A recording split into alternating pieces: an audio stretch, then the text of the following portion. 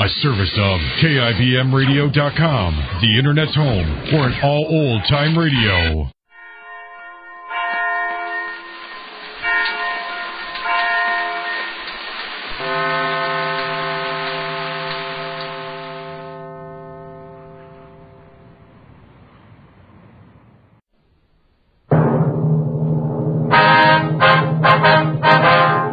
Sound off for Chesterfield. Chesterfield, the first and only cigarette in America to give you premium quality in both regular and king size, brings you Dragnet.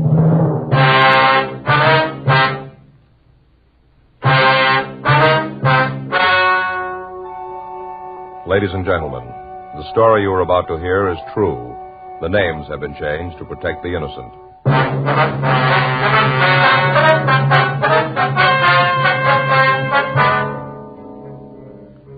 You're a detective sergeant. You're assigned to forgery detail. 2 men have been passing bad checks in your city. You have descriptions of both of them. You know the names on the checks. Your job, get them. First, we read you the 6-month report. Then the 8-month report. Now, here is 10 full months of scientific evidence on smoking Chesterfields. A medical specialist is making regular bi-monthly examinations of a group of people from various walks of life. 45% of this group have smoked Chesterfields for an average of over 10 years. After 10 full months, almost a year now, the specialist reports he observed no adverse effects on the nose, throat, and sinuses of the group from smoking Chesterfield. That's the report. And Chesterfield is the first and only premium quality cigarette throughout, in both regular and king size. Fine tobaccos, the world's best, kept tasty and fresh, wrapped in the finest cigarette paper money can buy. Yes, everything that goes into your Chesterfield makes it the premium quality cigarette. And it's the only cigarette that gives you scientific evidence of real smoking pleasure. Try much milder Chesterfield today. They're best for you.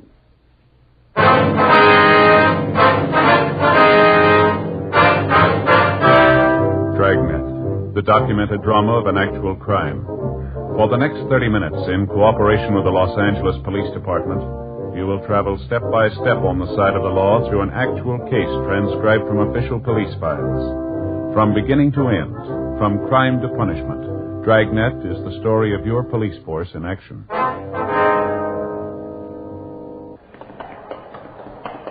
It was Thursday, April 8th. It was windy in Los Angeles. We were working a day watch out of forgery detail. My partner's Frank Smith. The boss is Captain Welsh. My name's Friday. We were on the way back from the main jail, and it was 9:46 a.m. when we got to room 29. Forgery. Well, that wraps that one up. Yeah. When are we going to arraign him? Oh, figure day after tomorrow. Okay. Well, let's get started on these other crime reports, huh? Yeah. Friday, Smith? Yeah, Skipper. Hi. See you a minute? Sure. Sit down. What's up, Skipper? How's the Clemens thing going? Oh, we just talked to him. Says he'll plead guilty. Mm-hmm. Well, I want you to take a look at this. Okay. Border checks, huh? Yeah. I want you two to go to work on it. Are we going to work with Saunders and Bomey on it? I want you to take it over. Well, is there a case in it? Yeah, but we got a call from San Francisco last night. They got Richards up there. Oh? At least they know he's operating in the Bay Area. Saunders and Bomey left last night. They've been on that one for the last year. Looks like they can clean it up. They get back before you bust this, they'll give you a hand. Well, what's the pitch on it, Skipper? It's all there. Let's take a look, huh, Joe? Mm-hmm. Sure a bunch of paper. Here's we can figure they've been working a little over a year. Yeah. All the checks are drawn on big companies here. You any idea where they're getting them? No, not yet. How far we got on it? Saunders and Bomey have been working on it. They got about halfway through the list of print shops in the city. Then this thing up north came up. Mm-hmm. Let me see some of the checks, Oh, will you, Joe? sure, here. You got rubber companies, oil companies, department stores, aircraft. How about the ID when they pass them? The works, driver's licenses, social security cards, lodge cards. Looks legit enough. Been a lot of people taking. Descriptions always match, do they? Close enough, yeah. Now and then there's a little difference, but they all match up close enough. Still using the same bad border. Uh-huh. You notice that even though they changed the name of the company on the check, changed the heading all around, they use the same border on all of them. Yeah, I see. Look, there in the lower left-hand corner. See? Yeah. Plate's broken. Little break in the border. Mm-hmm. All the checks they pass have the same thing. Yeah, well, you wouldn't notice it unless you're really looking for it, would you? Well, that's it. All the reports are there. Everything that's been done. It's in your lap now. Need anything, let me know. Right. Okay, Skipper, we'll get right on it. Well, from the package here, sure looks like they're scoring good, doesn't it? How much they gotten? Well, let's see. Figures about $70,000. Huh. All the bulletins we put out. Know the people you cash checks for. Yeah. 70,000. It's a lot of money, isn't it? Sure is. If people would just read those bulletins. They never learn, huh? 10:02 a.m. We started through the package. The check forgers had been working for over a year. They'd passed phony checks all over the southern part of the state. The amounts on the checks varied from $50 to $275. They carried 10 different endorsements. The names and signatures had been run through our files, but we'd gotten no identification. The writing had been checked by Don Meyer, but there were no examples in the files that matched. During the next 2 days, we finished canvassing the print shops in the area in an attempt to find where the bad checks were being printed. We came up with no new information. Additional circulars were gotten out to all stores and check cashing agencies in the area, giving the description of the two men and lists of the companies the checks had been drawn upon. Photographs of the checks pointing out the border defect were also distributed. 2 weeks went by. No results. Informants had been checked and rechecked. Known forgers had been questioned. The victims of the forgers had been shown the mug books. They failed to make any identification. From what they'd told us, we had the artist in the crime lab draw up a composite picture of the two men. Copies of these were distributed to the people and organizations most likely to cash the phony checks. Lieutenant Saunders and Sergeant Bomey finished their investigation up in San Francisco and joined us in the search for the forgers.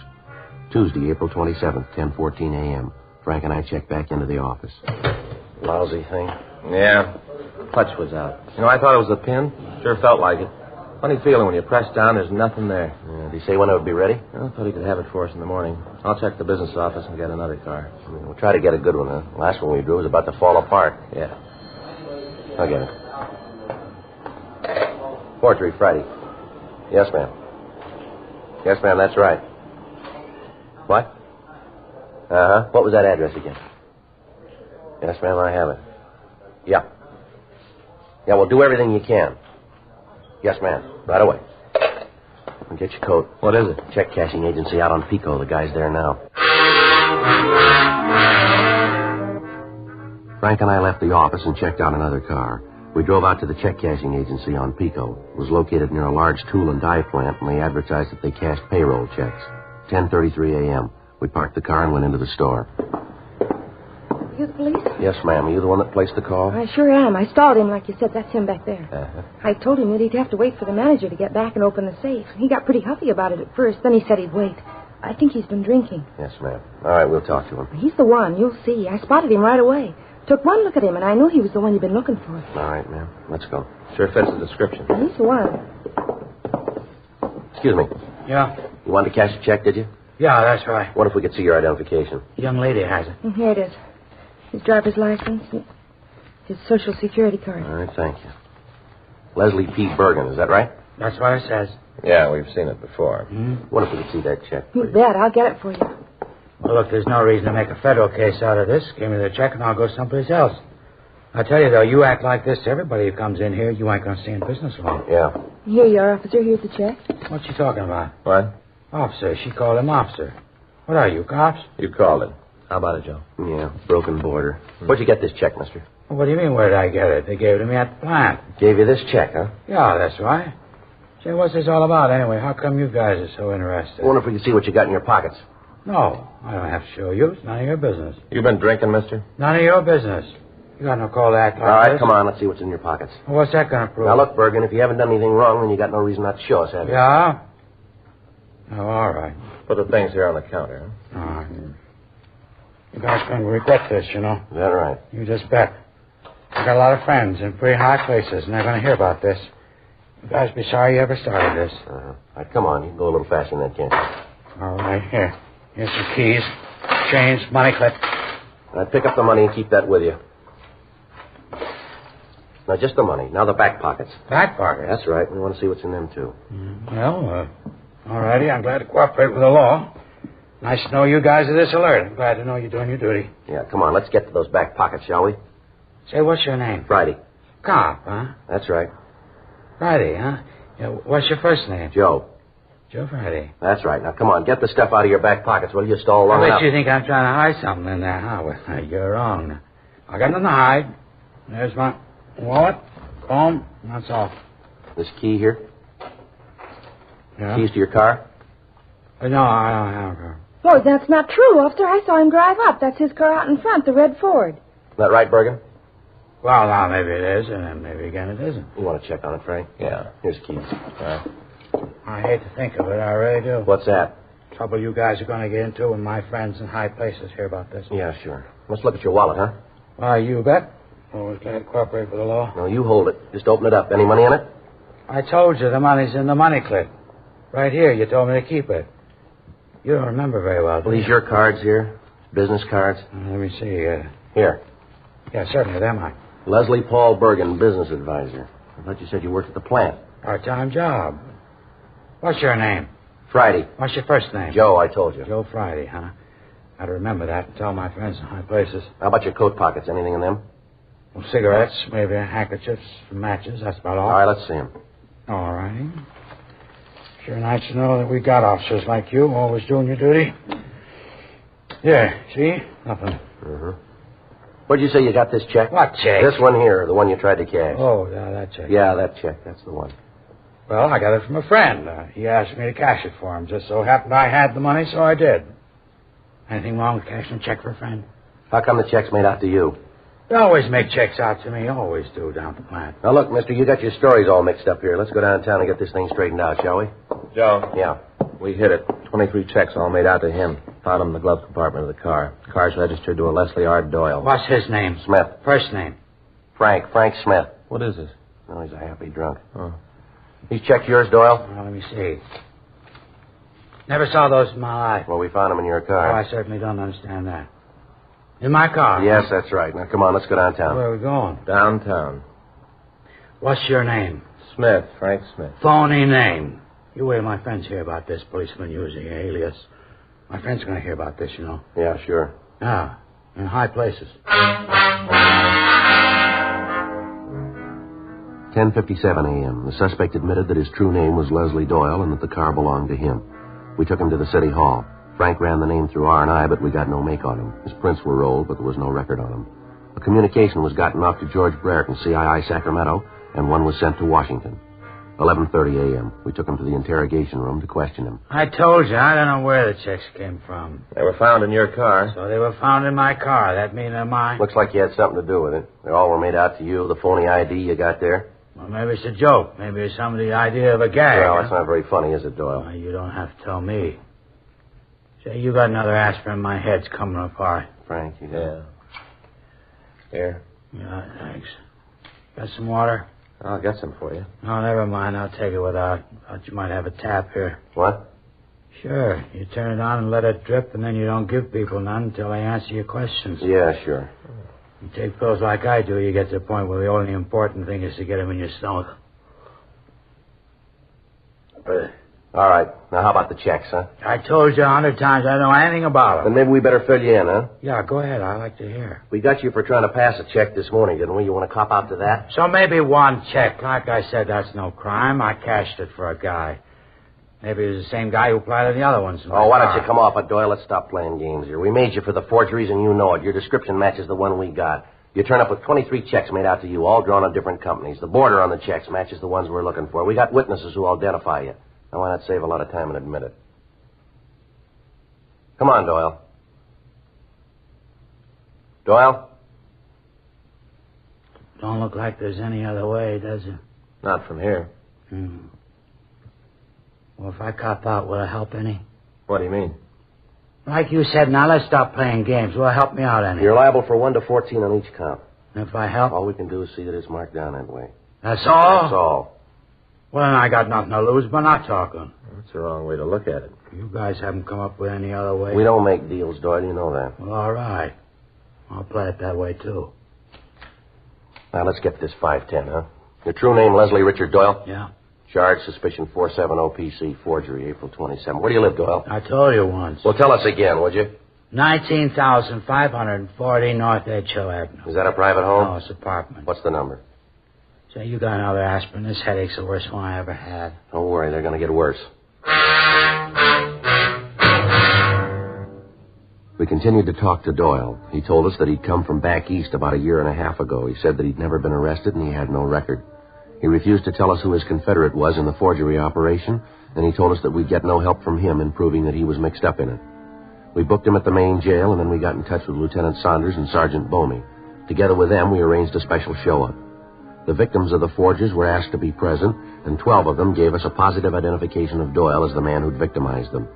The others said that he was not the man. When confronted with this information, Doyle confessed to being one of the men involved, but he still refused to name his accomplice. A week went by. Each day we questioned Doyle. Gradually, we pieced together a picture of their operation. Doyle still refused to tell us where we could find his partner. The kickback from Washington and Sacramento arrived, but gave us no new information. All known friends and associates of Doyle were checked out. From them, we found out that Doyle did work with another man, but that none of the witnesses could identify him. The rumble was that the two men had split up because of Doyle's drinking. We were able to get little other information on the missing partner. Wednesday, May 5th, 11:40 a.m. Frank and I checked into Captain Welsh's office. How about it? No, nothing, Skipper. He says that he knew Doyle, but he doesn't know the other man. Any of the other leads pan out? No, none of them. Where do you go from here? Well, talking to Doyle's friend, we found out they used to hang out down there on Wilshire and Olympic. You know that area down there? Yeah. Well, Frank and I have been talking it over. Looks like about the only way to bring him out is to go looking for him. Yeah, so you guys go down there, huh? Well, we checked on that. The bunch down there aren't too chummy. They don't talk to strangers much, so we figured that maybe the best idea would be for one of us to go undercover. Maybe pose as a thief, buy our stolen goods, something like that. We might get a line on them that way. Yeah, might work. Well, not much choice now. We've tried about everything else. Well, which one of you is going to do it? Well, I thought maybe I'd be the one. No, I don't know if that's such a good idea. Why not, Skipper? Joe took the last one. Yeah, but didn't you work that area when you were in Vice? Yeah, but that was a couple of years ago. Still might be some people down there who remember you. You better take this one on Friday. All right. When do you figure to start? I thought in the morning. Okay, work out the way you're going to keep in contact. All the details will give you the help you need to swing it. Right, Skipper. I don't know, Joe. Seems like you're always the one to draw this duty. Ought to be my turn sometime. I'll trade with you.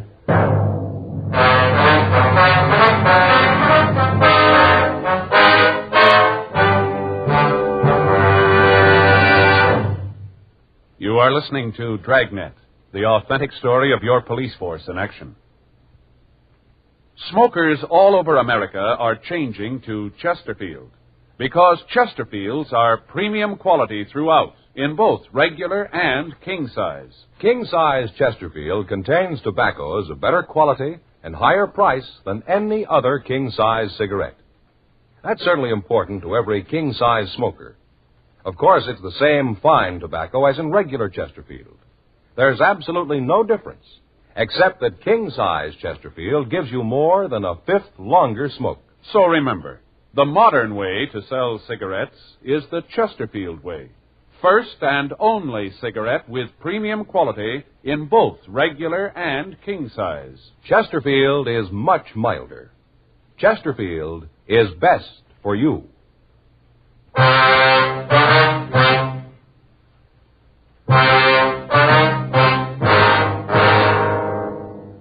Thursday, May 6th, 9:30 a.m. I left my apartment and went down to the vicinity of Wilshire and Olympic. I spent an hour wandering around the bars in the area, and then I checked into a small hotel down on South Hill. I registered as Joe Kelvin from Phoenix, Arizona.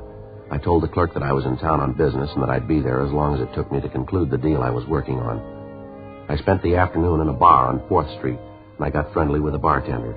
I asked him if he knew Leslie Doyle, and he told me that he'd seen him around, but that he didn't know him very well. I asked if he'd ever seen Doyle with another man. He said that he had, but he didn't know who he was. The bartender went on to say that the two men had frequent arguments and that they usually ended up with the other man walking out and Doyle going on a drunk.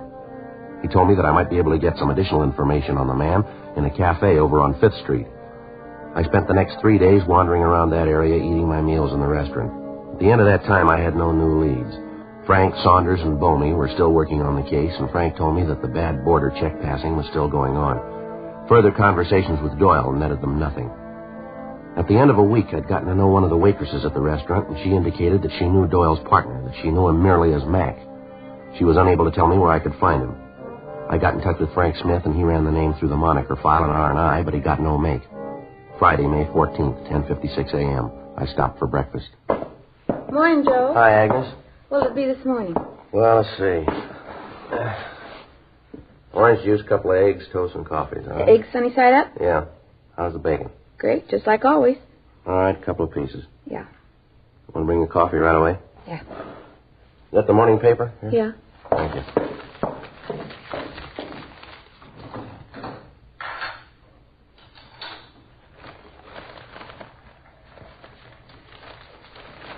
What happened to the sports page? Here. You don't look good this morning, Dad and I. Yeah. I had trouble getting to sleep last night. Mm-hmm. How's the deal coming? Oh, all right. I should line it up in a couple of days. What business you in, anyway? Oh, you could call me kind of a broker, I guess. That right? Yeah.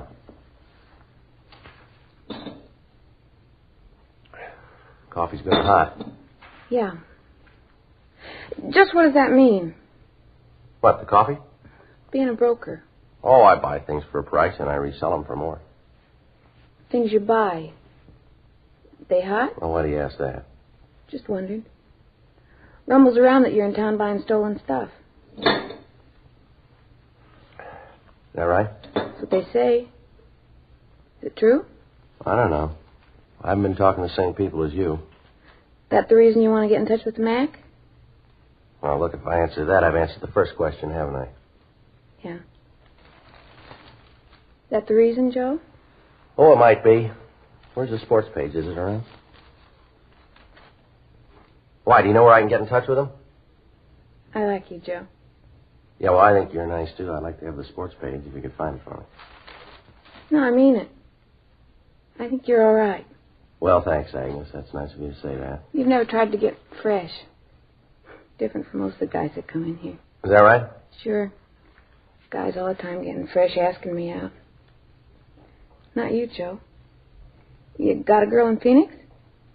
Oh, I might have, yeah. I haven't been back for a while, you know. Mm-hmm. Lucky girl. What's she like, Joe? Who's that? Girl in Phoenix. Oh, I guess she's a little like you. She's a nice girl. You want to get married? Well, I don't know. It kind of depends on this deal here I'm working on. It'd be nice if you got married. I'm going to get married someday. That'll be nice. It'd be real nice if you got married. Depends on this deal, huh? Yeah, that's right. Okay. I'll tell you how to get in touch with Mac. 11:14 a.m. I continued to talk to Agnes. She told me that she didn't know where Mac lived, but that she could put me in touch with a man who might. She gave me the address, and I drove over to the place. It was a rooming house on South Vermont. I talked to the man, and he told me that he'd seen Mac during the past week, and that as far as he knew, the suspect was still living in an apartment house on 7th Street. 1:15 p.m. I called the office, and Frank Smith came out to meet me. We arrived at the apartment house and talked to the manager, Mrs. Nancy Holmes. She told us that she had a tenant named McLean who answered the description we gave her.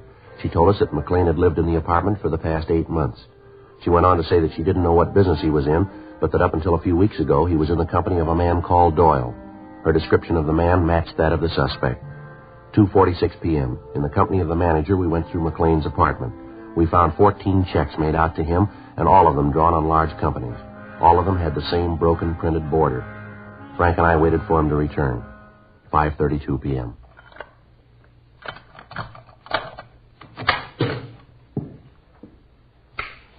What are you doing here? Your name Gene McLean? Yeah, who are you? Police officers. These checks here. Where'd you get those? On the desk over there. You got no right to go through my things. We'll talk about that downtown. Come on, let's go. Now, look, maybe you guys made a mistake, huh? Maybe you got the wrong fella. Can't we work something out? This is a pretty good thing. There's enough for everybody. I'm sure we can make a deal, huh? No reason to act like this. Where's the press, mister? Huh? The press you print these up on, where is it? I don't know what you're talking about. I don't know anything about a press. I don't even know what you're talking about. It won't work, McLean. We got Doyle. What's he told you? All we need. Well, then he's told you where the press is, too. We're asking you about that, mister. Well, like I said, I don't know what you're talking about. You drive a car, McLean? Yeah. Where'd you park it? On the street. No garages in this crummy place. No, that's not true, Mr. McLean. Oh, keep your nose out of this. You've been spouting off too much already. That's not true, Mr. McLean. I heard everything from the hall. These officers asked me some questions, and I answered them. Police have never given me any trouble. 10 years I've been managing this place. Never had no trouble before. Now you come in here and louse things up. Turn it off. Come on, let's get out of here. Now, you just wait a minute. Come in here and call this a crummy place. You didn't know I heard you, did you? Well, I did. Listen, officer, he's lying when he says he doesn't have a garage.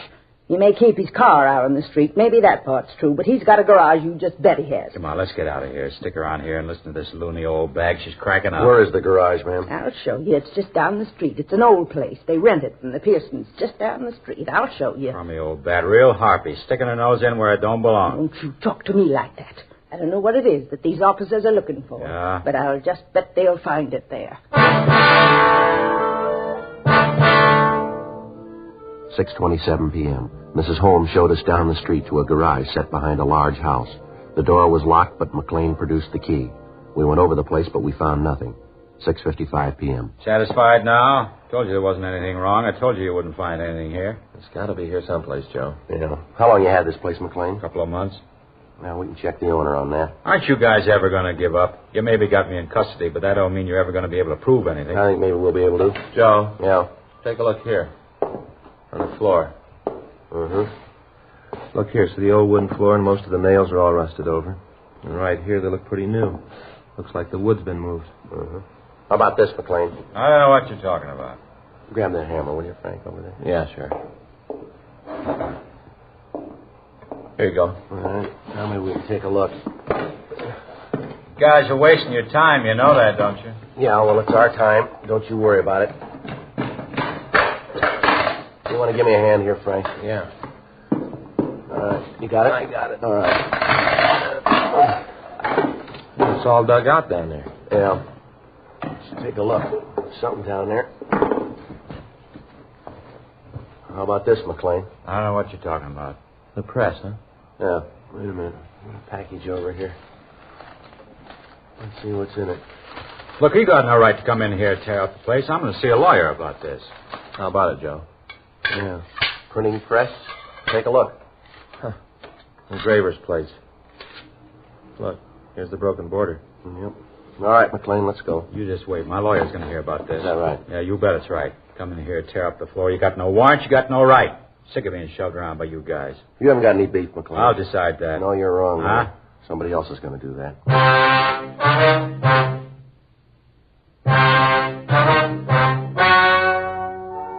The story you have just heard was true. The names were changed to protect the innocent. On August 25th, trial was held in Department 89, Superior Court of the State of California, in and for the County of Los Angeles. In a moment, the results of that trial. Now, here is our star, Jack Webb. Thank you, George Fenneman. Friends, here are two important things to remember. Everything that goes into your Chesterfield makes it the premium quality cigarette, and it's the only cigarette that gives scientific evidence of real smoking pleasure. Try much milder Chesterfields today. They're best for you.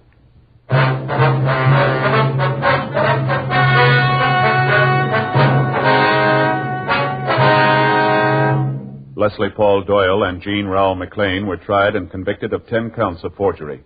They received their sentences as prescribed by law and are now serving their term in the state penitentiary, San Quentin, California. Forgery is punishable by imprisonment in the state penitentiary for a period of not less than 1, nor more than 14 years. Ladies and gentlemen, with long-range aircraft and atomic bombs, the enemy is only hours away from where you live. Our Air Defense Command relies on radar to detect enemy aircraft. But it is possible for low-flying planes to remain undetected. You can help defend America by volunteering for the Ground Observer Corps, a group of civilian men, women, and teenagers who report the presence and activity of aircraft. For information, write or phone your nearest Civil Defense Center.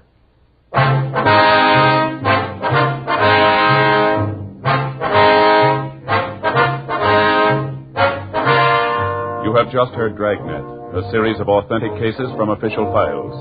Technical advice comes from the Office of Chief of Police W.H. Parker, Los Angeles Police Department. Technical advisors, Captain Jack Donahoe, Sergeant Marty Wynn, Sergeant Vance Frazier.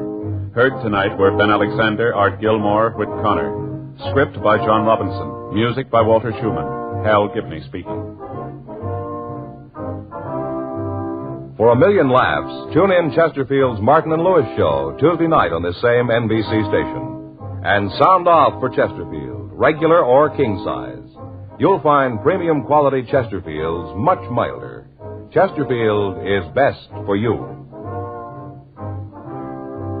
Chesterfield has brought you Dragnet, transcribed from Los Angeles.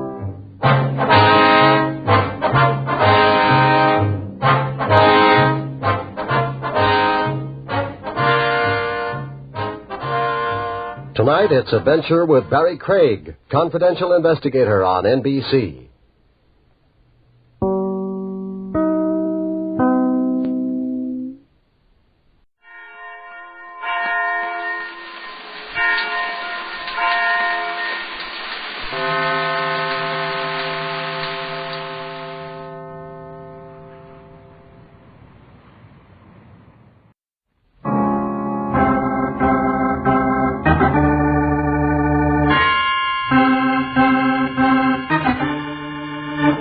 My name's Regan. I work for Anthony J. Lyon, Detective Bureau. They call me the Lion's Eye.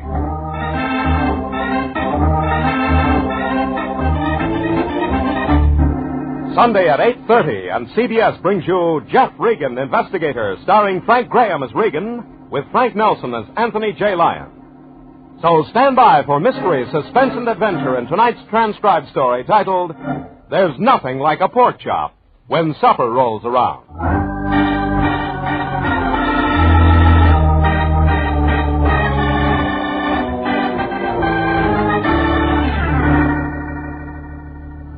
It took a heap of threatening notes to make Buddy Huckle afraid, and we had plenty of threatening notes in this one.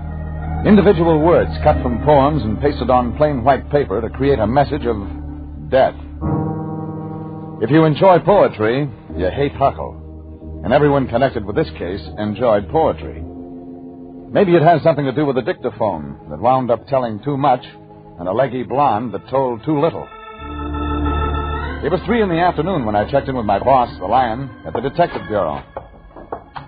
Somehow he looked different. Jeffrey, my boy. Then I saw he was wearing a flowing black tie. Listen to this, Jeffrey. Where's your cape, Fatso? Listen. Listen to the exhortation of the dawn. Look to this day, for it is life, the very life of life. In its brief course lie all... Poetry? You, Lion? Well, just because you have no appreciation of the finer things in life, Jeffrey, doesn't mean that Whose poetry? Well, mine, of course. You, the head of a detective agency, writing poetry? A man who appreciates the beauty of the universe, the richness of living... What's in it for you? What do you mean by that snide remark? What do you get out of writing this poetry? I reap calm, peace, my boy. How much money? Now look here, Jeffrey. How much? $10,000 if I win. Win what? Well, our new client told me about the contest, my boy. There's a $10,000 prize for the poem, which, in the opinion of the judges... I thought. Okay, Lion, who's the new client? Buddy Huckle, the poet, America's Bard Laureate. What's Hucklebuck's trouble? No, Buddy Huckle. It seems someone is trying to intimidate him, keep him from creating more poetry. Where do I find this bard? At his office. Office? Well, he has to work someplace. Now, you get right down to this address and do what you can. Did he, pay you? There was a check for $200. Buddy Huckle is solvent. Well, for an artist, that's suspicious. You do a good job, my boy, and the Lion Detective Agency might turn up in his memoirs.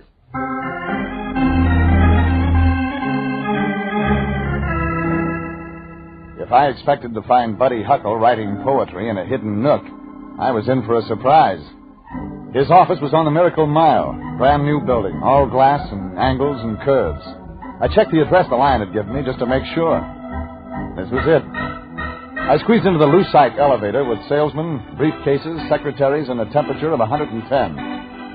Up in his office, there was a small desk and a little man behind it, maybe 50, with a pink seamless face and short white hair like popcorn glued to a billiard ball.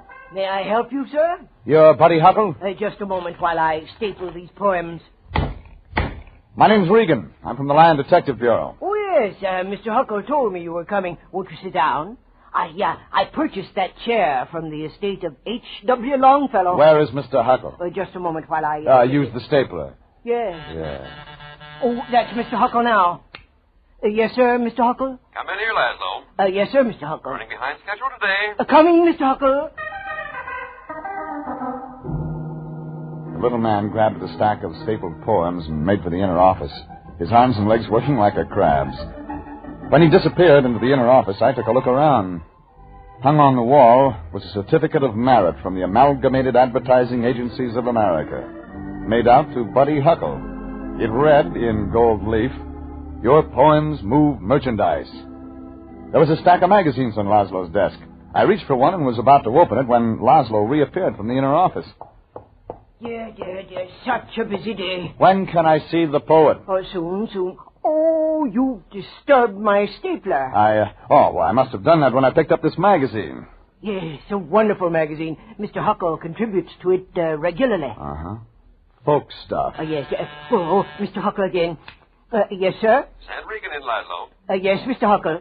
I may go right in. Why, yes, but don't take too much of Mr. Huckle's time. He's a very busy man. I found Buddy Huckle seated behind a bluish cast aluminum desk.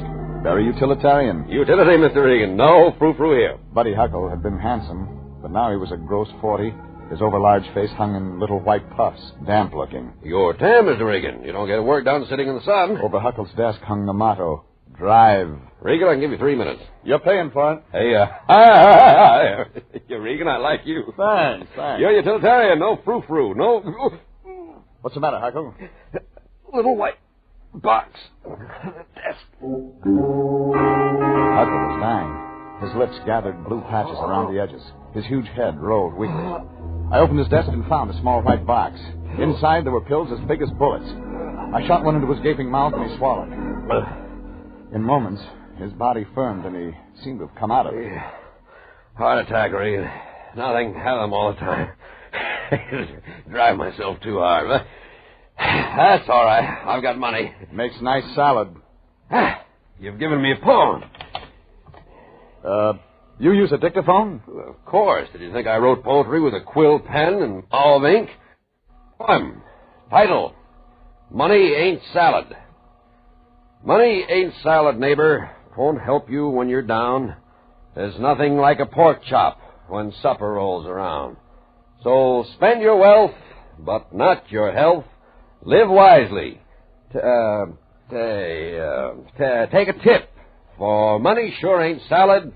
It sure won't cure the grip. Signed, Buddy Huckle. America's Bard Laureate. Exactly. $100 a line. Who's giving you trouble, Huckle? Don't know. Take a look at these. Poison pen notes. Nasty business. Uh-huh. Paste-up letters. No one's handwriting appears, so you couldn't check a typewriter. Very smart. Yeah, all these words came from my published poem. Yeah, individual words cut out of the poems, then pasted on a plain piece of white paper so they form a message. Read that one. One more poem with a chuckle, and death will take you, Huckle. Oh, crude poetry. Rank imitation of my product. And someone's threatening your life. Trying to scare me into not competing in this year's Hotchkiss Award for time capsule poetry. Time capsule poetry? Yeah, the winning poem is placed in a time capsule and buried for posterity by Hotchkiss University. To win means nationwide publicity and, of course, a $10,000 prize. Yeah, the Lion told me.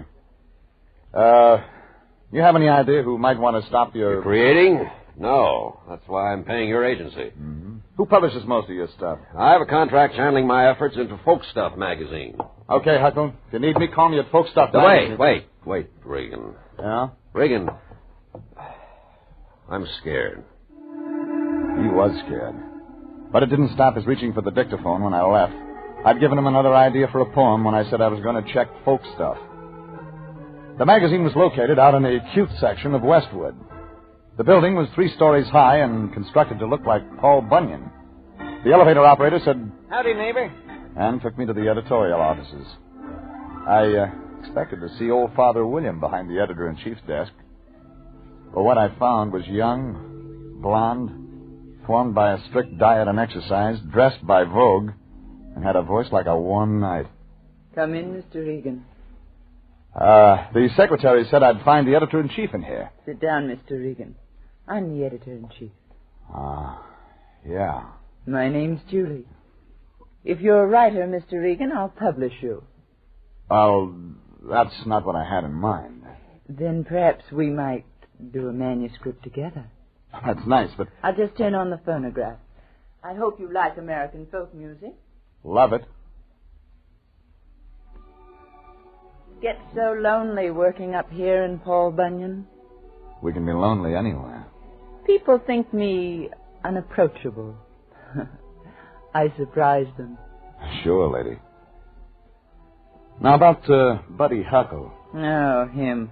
Come to think of it, maybe I'd rather hear about you. How come? All this? Yeah. Why, I'm in charge of a folksy magazine. Something like that. There's money in folks, Mr. Regan. I brought out this magazine when I learned how many folks there were in America. Oh. Do the folks know about you? We don't have many folks out here in California. Mostly the sophisticated type, Mr. Regan. The kind that would take advantage of a girl if they were left alone with her. Uh-huh. But I see you want to get back to Buddy Huckle. Yeah, I had that in mind. What do you want to know? Do you know anyone around here that would like to see Huckle stop producing poetry? Practically all of us feel that way. Or maybe kill him? We're all of us capable of murder, aren't we, Mr. Regan? Works that way. But why do you ask about Buddy Huckle? Well, he has a contract with your magazine. You publish all his poetry. There must be some mistake, Mr. Regan. I don't publish a line of his. I nodded once because of impact. Then I nodded again to say goodbye. I left still nodding to the elevator operator who said, So long, neighbor. You know anything about Buddy Huckle? Just he's doing a big broadcast from an Oklahoma barbecue over to Long Beach tonight, neighbor. I headed for Long Beach to have a long talk with Buddy Huckle. It was beginning to look like a publicity setup.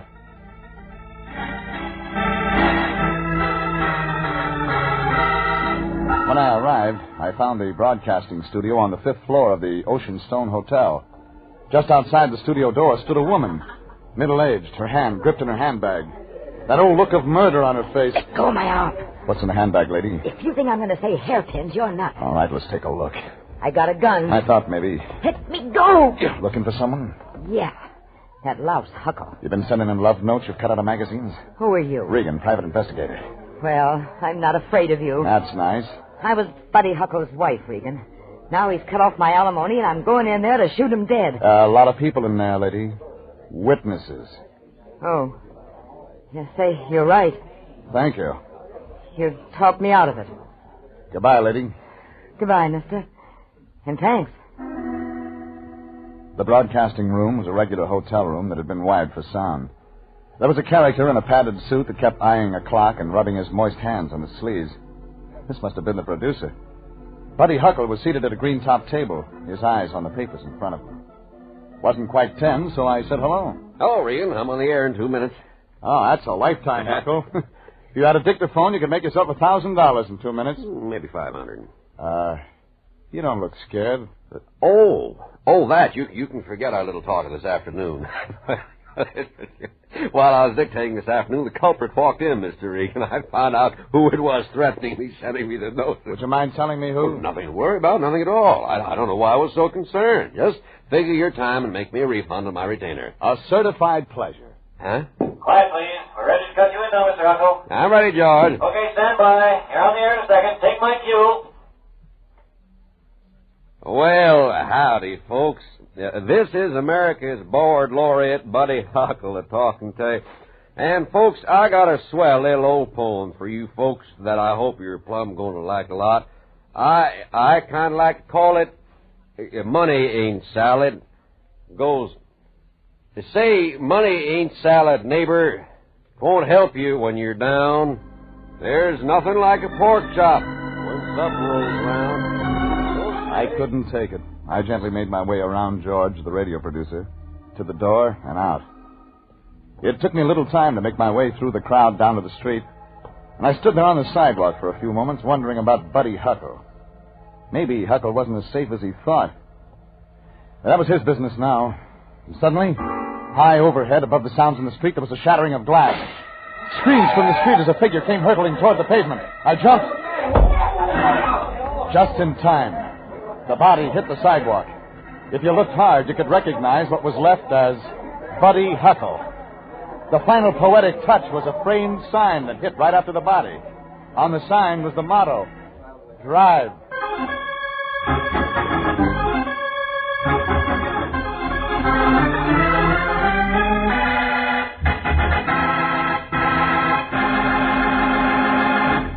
This is CBS, and you are listening to tonight's adventure with Jeff Regan, Investigator, entitled, There's Nothing Like a Pork Chop When Supper Rolls Around.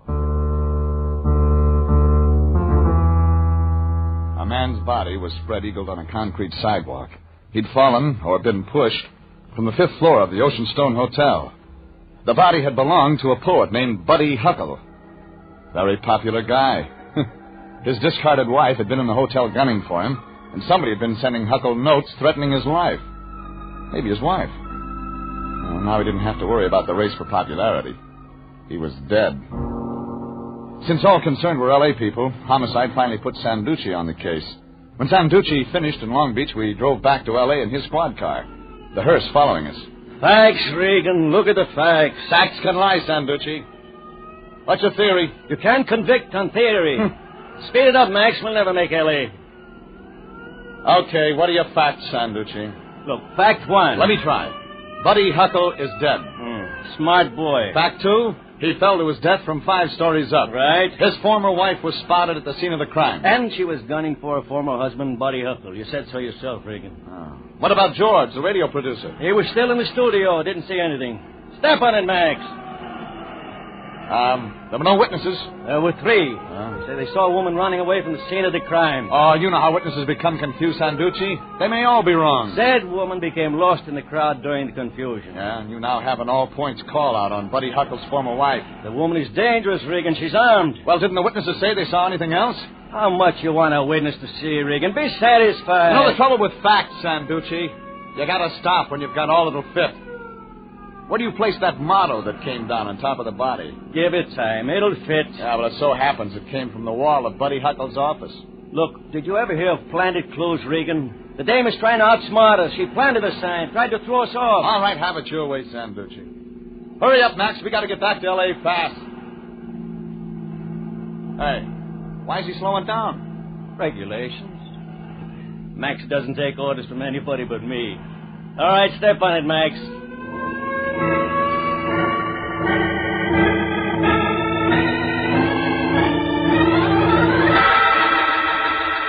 We arrived in town. The time of night you think you see figures waiting with knives in every puddle of dark. 3 a.m. First I had to check with the line. I made it to his apartment. There was a wafer of light coming from under his door. I walked in. Lion was sound asleep on the couch.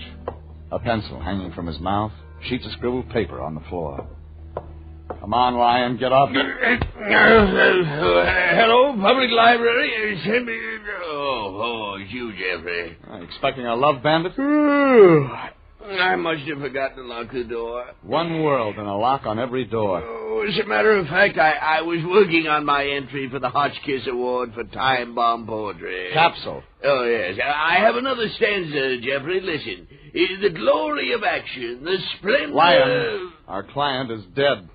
Dead? Oh, but that's horrible, my boy. When? No How? time for that. Look, I gotta have your help to find Buddy Huckle's former wife. Yeah, but I'd planned on spending the rest of the night working on my poem. Her first name is Mona. That's all we've got. You've got to find her while I check on a dictaphone and a blonde editor. Oh, a description, Jeffrey. About 5'10", medium build, brown hair. Last seen in Long Beach wearing a yellow cotton dress, no hat. You're racing the police on this one, Lion. Now, when you get her, hang on, but be careful. She's wanted for murder. For what I needed, there was only one place to go now. The inner office of the late Buddy Huckle.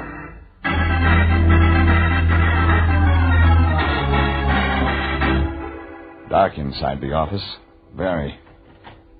The door to the inner office was locked. None of my keys would work, so I used my shoulder. The door gave, and I was in the inner office. I snapped the lights on.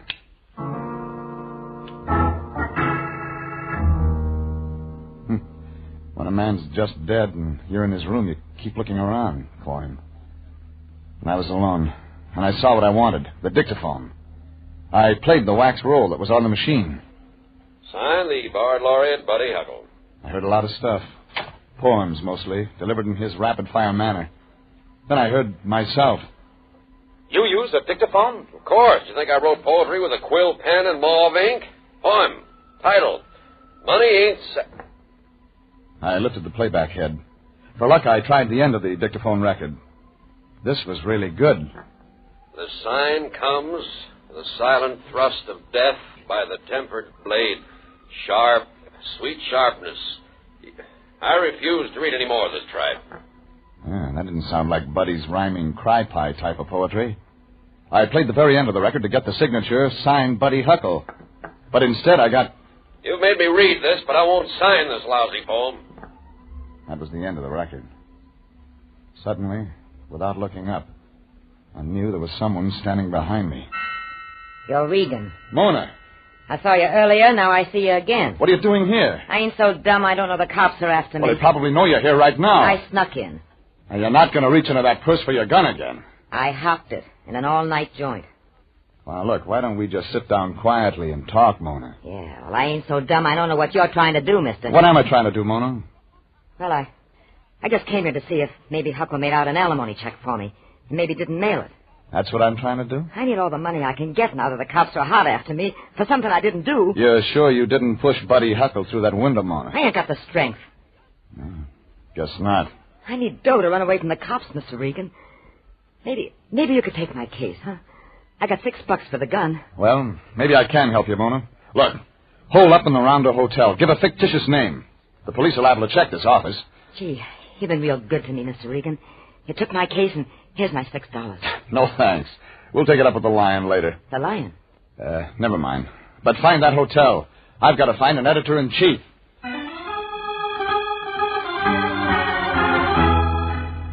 The phone book gave me Julie's home address. Julie being the editorial brains behind Folk Stuff magazine. It was almost dawn now, but when I rang the doorbell of her swank apartment, I got an immediate response. Come in, Mr. Regan. I went in. You know the police have already come and gone. Yeah, they get around. You're expecting to find something they didn't? Thought maybe. Drink, Mr. Regan. Well, it has been a long night. Say when. Now. Rugged individualist. Decided to do that manuscript with me? Not what I had in mind, lady. Maybe you'll tell me what you did have in mind. You were closer to Buddy Huckle than most people know. Just so. Huckle had a reputation as a poet. He set you up as editor of Folk Stuff magazine. But you were pretty rich, even for his blood. You know, you're wrong, Mr. Regan. I am? But it makes a good story. More? Why don't you try? Maybe it'll make more sense. The magazine Folk Stuff does belong to me, Mr. Regan. No strings. Although Huckle did like to spend money on women, I wasn't one of them. Sounds good. Go on. Buddy Huckle had a reputation that helped sell my magazine. There was only one thing. He couldn't write poetry. Oh. So when you told me that Huckle didn't write a line that went into Folk Stuff, you weren't lying. Huh? Even I couldn't stand his poetry. I made little changes here and there in every line. It gave me a sense of accomplishment. He didn't seem to mind. Well, lady, I guess that's all here. Oh, Mr. Regan.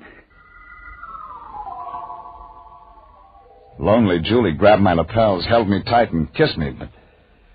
But I managed to break away. After a while. I had to leave in the line of duty. And the man I had to see was the one that had last seen Buddy Huckle alive. George, the radio producer. I reached him at his home. Mr. Regan. You produced Buddy Huckle's broadcast at the Ocean Stone Hotel last night. Lousy show, no fire. Yeah, but you were the last man to see Buddy Huckle alive. No, there must have been somebody else. You followed Huckle out into the hallway after the... Lied to the police. You must have seen something. What? I stayed in the studio. Oh, George, open up. Ow. I don't want to get mixed up in it. Oh, let me alone. Now. All right. I got a police record back in Shy, Regan. You won't... No deals. But make it the truth. Okay. It was just I didn't want to get mixed up in no killing. What'd you see? I followed the star out of the studio like I always do to tell him it was a great show. Yeah? Only when I opened the door, I saw this little guy pop out of the crowd and plant his two hands against the star. Buddy Huckle? Yeah, and push him through the window. Thanks, George. That's all I need. I tried to step back before I saw it happen. I got a record, Regan. Sure. Try not to worry, George. Everything may turn out all right. The little man, George, had seen push Huckle out of the window, could be Laszlo, Huckle's secretary. I checked all morning trying to find Laszlo, but he'd disappeared from the face of the earth. Then I got to thinking what kind of a guy Laszlo appeared to be. A thinker. Now, where would a thinker type go to hide if he was afraid of something? Someplace familiar to give him a sense of security, yet off the beaten path. It hit me. Sure. The public library.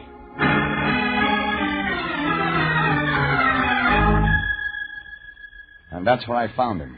2 flights below street level in the last reference room. Laszlo. His round popcorn white head was bent over a book.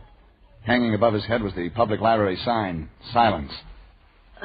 It's you again. Come with me, Laszlo. No, you shan't take me alive. Stop poking your pocket at me, Laszlo. It's a dueling pistol. It belonged to Edgar Allan Poe, and it'll fire again in righteous cause. Yeah, sure. Now listen, Laszlo. I know you finally blew your top about Huckle's poetry. You sent him those pasted notes threatening his life to keep him from writing any more. He dictated his poetry. It's all over, Laszlo. No. You can't prove anything. You were seen pushing Huckle to his death. Oh. But I just couldn't stand it any longer. Today, after you left, I held this dueling pistol to his head and made him dictate one of my poems for spite. And then I resigned. Go on. He put money ahead of art. With his reputation, he was going to win the Hotchkiss Prize without their even looking at his work, while my poetry would go begging. You realize that I am one of only 4 men in the world who really understands Gertrude Stein? Go on, Laszlo. I didn't want to hurt him. Just frighten him into ceasing to write poetry. You followed him to the broadcast last night. Yes, it was the last resort. I was going to interrupt the broadcast. Tell the world he was an imposter, not a poet. Yeah, but you have the motto from his wall with you. Yes, positive proof of his inartistic approach. His motto was drive. But I couldn't go through with it. I was leaving when... You saw Huckle leave the scene of his latest triumph, the broadcasting studio. This was too much. You killed him. I was blind with rage. In pushing Huckle, you dropped the motto out of the window, huh? Well, I don't know. I don't remember. It all happened so fast. Let's forget the dueling pistol, Laszlo. Just come along quietly. No, you shan't take me alive. Hand that gun over, Laszlo. No, stand back! The dueling pistol went off in his hand. The bullet cracked the ceiling. I grabbed the gun away from Laszlo. He didn't put up much of a fight. And then I led him from the library as quietly as possible.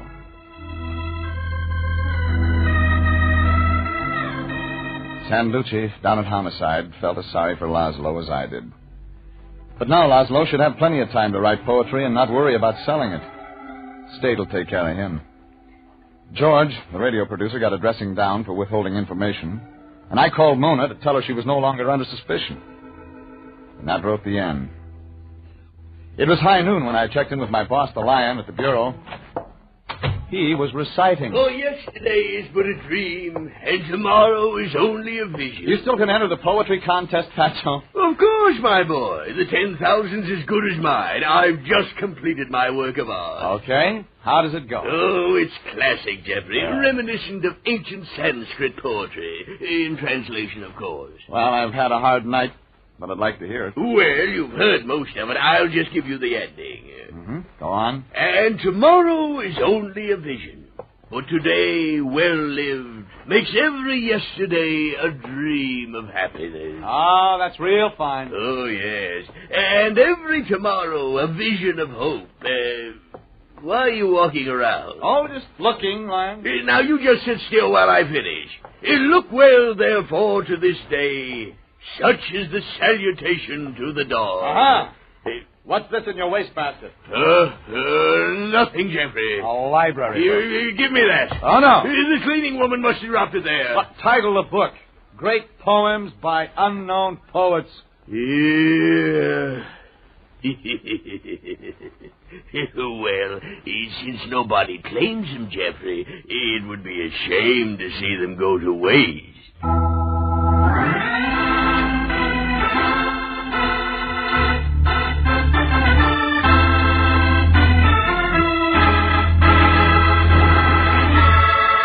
Jack Webb, Investigator is written by William Frug and Gilbert Thomas, produced and transcribed by Sterling Tracy, and stars Frank Graham as Regan with Frank Nelson as Anthony J. Lyon. Original music is by Dick Arant. This is CBS, the Columbia Broadcasting System.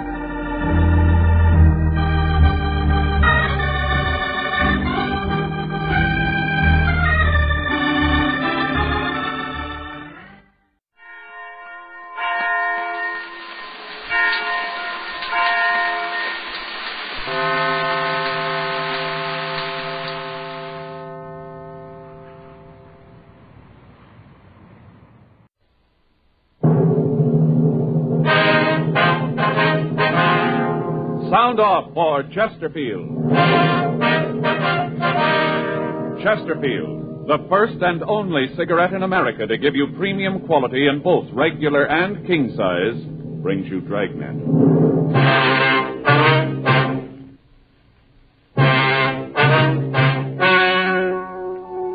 ladies and gentlemen. The story you are about to hear is true. The names have been changed to protect the innocent.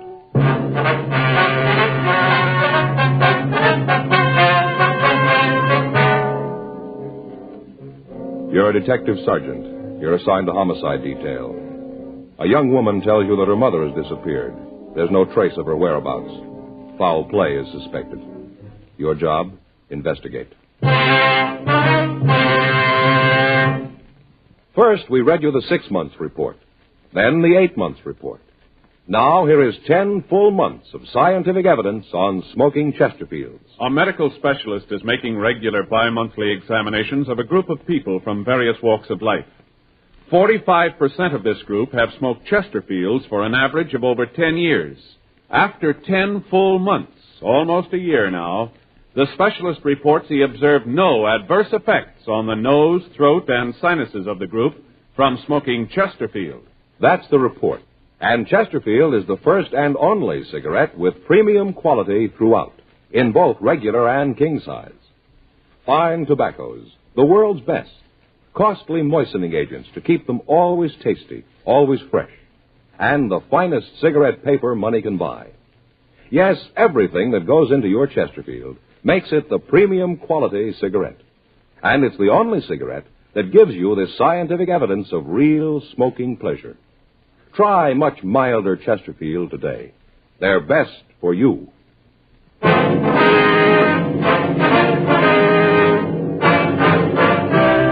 Dragnet, the documented drama of an actual crime. For the next 30 minutes, in cooperation with the Los Angeles Police Department, you will travel step by step on the side of the law through an actual case transcribed from official police files. From beginning to end, from crime to punishment, Dragnet is the story of your police force in action. It was Tuesday, August 5th. It was hot in Los Angeles. We were working the day watch out of homicide detail. My partner's Frank Smith. The boss is Thad Brown, chief of detectives. My name's Friday. We were on the way out from the office, and it was 10:46 a.m. when we got to 4298 North Estrella Street. The front door. Hot. Yeah, it sure is. This Mrs. What's her name? Randall, Ella Randall. Mm-hmm. Did she say what this was about? She just said that her mother had disappeared. She wanted to talk to us about it. Uh-huh. Yes? Ms. Randall? Yes, that's right. Police officers, ma'am. Oh, yes, come in, won't you? Thank you. Thanks, ma'am. Warm out. I think I'll leave the door open. Hope the flies don't come in. My name's Friday, Mrs. Randall. This is my partner, Frank Smith. How do you do? How do you do, ma'am? Could you tell us just what it is you want to see us about? Well, of course. Sit down, won't you? Thank you, Miss Randall. Would you like some tea or something? I have some ready in the kitchen. No, thanks. Just what was it about your mother, Mrs. Randall? Now that you're here, I guess maybe I could be wrong about it. I was so sure. Well, just what is it, ma'am? Well, Mama's gone. I don't know how long it's been, but she isn't with Papa. Well, what's your mother's name, Ms. Randall? Bertha Schroeder. My father's Henry. Uh-huh. What makes you think that there might be something wrong? You said on the phone that you were pretty sure that something had happened to her. Well, yes, I guess I ought to start at the beginning. It's kind of a dull story, but maybe it's the best way. All right, ma'am. You sure you wouldn't like a glass of iced tea? No, thanks, ma'am. Thanks just the same. Mind if I get some? Just take a minute. All right. Hey, it's a nice place, huh? Yeah, it is. Sure decorated nice. Hey, look at those trivets. What? Trivets. Those little things over the fireplace, those brass things. Yeah. Faith's been wanting some of those. He used to use them to hold irons. You know, they get hot, and you put them on the ironing board so they won't burn the cloth. Put them on those things. Yeah. I brought a couple extra glasses in case you decided you wanted some. Well, if you just go ahead with the story, Ms. Randall. Yes, well, to understand it, really, you'd have to know Papa. Mm-hmm. He came over to this country when he was just a boy, only about 16 or so. Landed here and couldn't speak more than a dozen words of English. Went to work in New York. Worked as a construction man. Worked hard. Met Mama there, and they got married. Right after that, they moved out here. Bought a house, and Papa went into business for himself. Yes, ma'am. Well, maybe it was the life he'd had when he got here. I don't know, but he always treated Mama like she was so much dirt. Mean. Time went on, he got meaner to her. Remember when us kids were in school, he used to yell at her all the time. He'd get in a mood, and he wouldn't talk to any of us for days at a time. Is that so?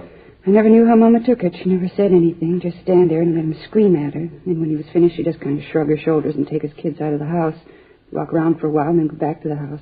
By that time, Papa was so mad he wouldn't talk to anyone. Uh-huh. Go ahead. Well, all of us kids married young. I got married when I was 16. The rest of the kids weren't much older than that. Papa didn't want us around after that. Said for us to get out and make our own way. Said that we had to. So there's no reason that we shouldn't. You sure you don't want some of this? No, thank you, ma'am. Thank you very much, ma'am. Would you mind going ahead, Miss Rodney? Yes. A couple of months ago, I tried to call Mama. The operator told me that the phone had been disconnected. Beg your pardon? The operator told me that the phone had been disconnected when I tried to get hold of Mama. I see. Now, I waited a couple of days. I figured that maybe she'd call me. Yes, ma'am. Well, she didn't. You see, once we were out of the house, none of us went back. Papa's retired, and none of us wanted to see him. It's a terrible thing to say, Mr. Friday, but it's true. Ma'am? We all hated him, all of us kids, for what he'd done to us, the beatings and all. But most for what he'd done to Mama. She was only 52, and she looked like she was 92. It was terrible the way he treated her. I see. And like I said, we'd never go over there, but Mama come to see us whenever she could. She'd come over, visit for a little bit, talk about the kids and things. Yes, ma'am. Well, I didn't hear from her, and I got a little worried that maybe she was sick. If she was, I know that Papa wouldn't tell us, so I went over to the old house and I rang the bell. I was kind of braced because I thought I'd see Papa and there'd be an argument, but there wasn't. Ma'am? No argument. Oh. Papa didn't answer the door. Some young woman answered it, and I asked if I could see Mrs. Schroeder. Right away, I knew there was something wrong. Well, how was that, ma'am? Well, I could see inside the front door. The living room had all been changed around. There was new furniture. It looked like the walls had been painted, too. Mm-hmm. What did the woman say when you asked for your mother? She said they didn't live there anymore. Said that they'd rented the house, and that they'd been living there for the past month. Mm-hmm. Well, at first, I don't think I believed her. I asked her who rented the house to her, and she said Papa did. Then I asked her where he was. What'd she say to that? Well, she gave me his address. I went over there to talk to him. It was a little tiny apartment just off La Brea. He said that Mama was gone. I asked him where she'd gone, and he said that she was on a vacation. Mm-hmm. Well, I know him well enough to know that he'd never let her go away. Be no one to darn his socks and keep the house clean. Yeah? I wanted to know where she'd gone in this vacation. He said back to the old country. Said she wanted to see her family. He said that they'd gotten a letter from her sister that she was sick and wanted to see Mama. Mm-hmm. Well, right then I called him a liar. I told him right to his face that he was lying. I kind of thought that he'd hit the ceiling, but he didn't. He just smiled and said that I had no call to say anything like that. He asked me why I said it.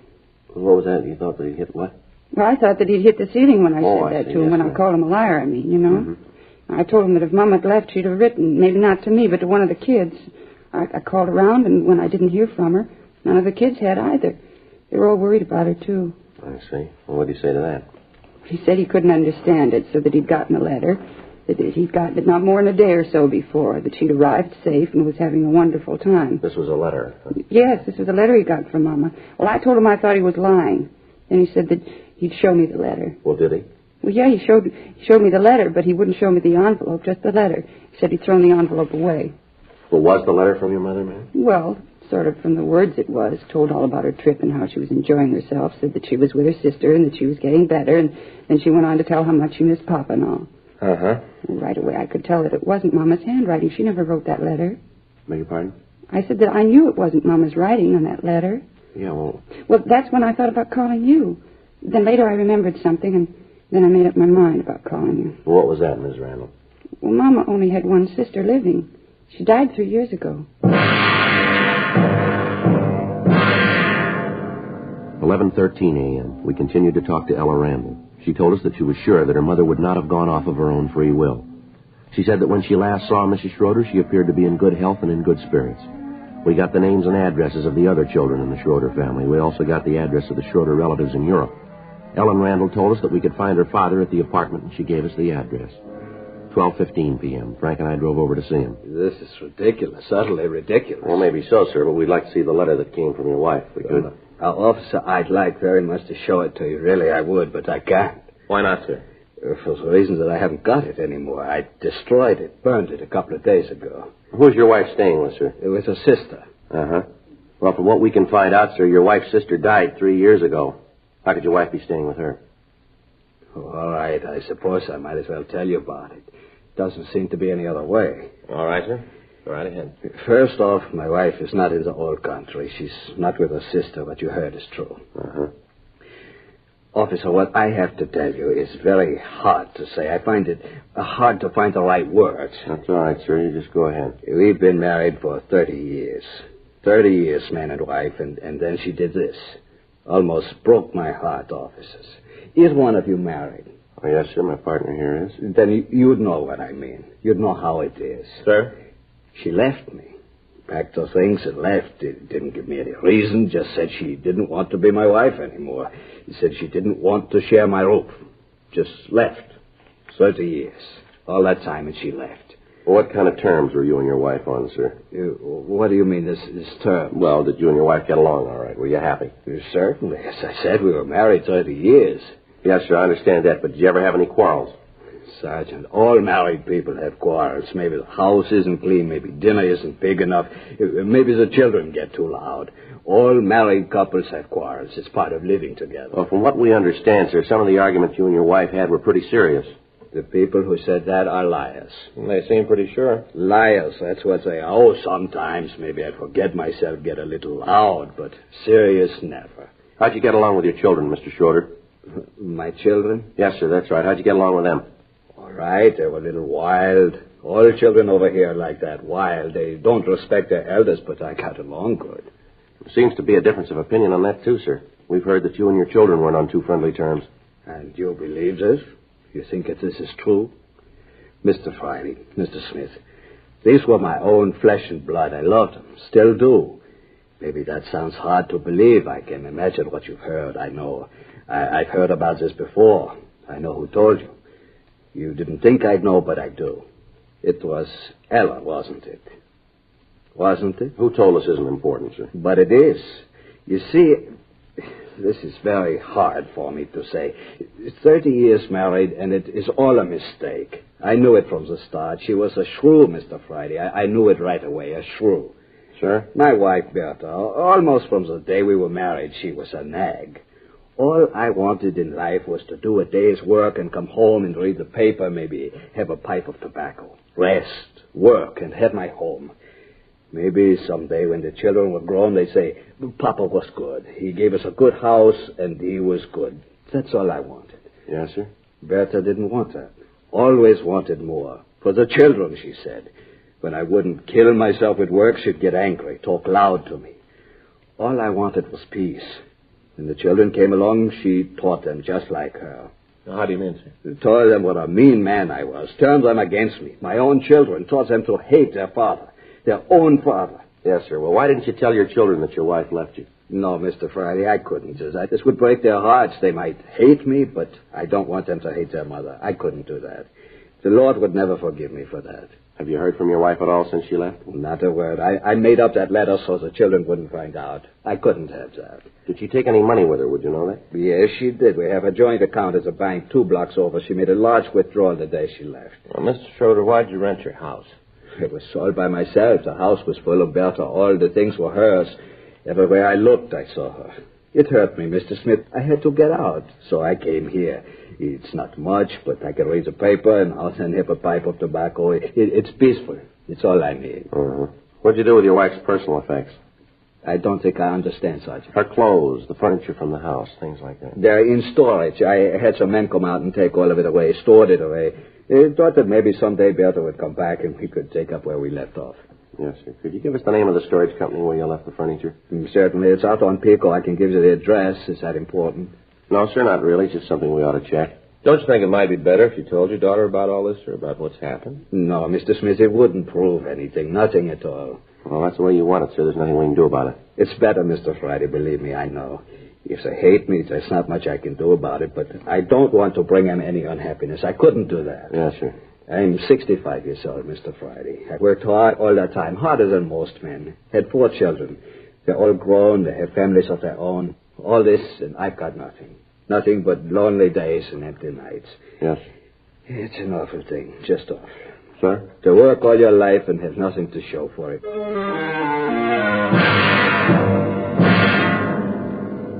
1:37 p.m. We got the address of the storage company from Henry Schroeder, and then Frank and I left to go back to the office.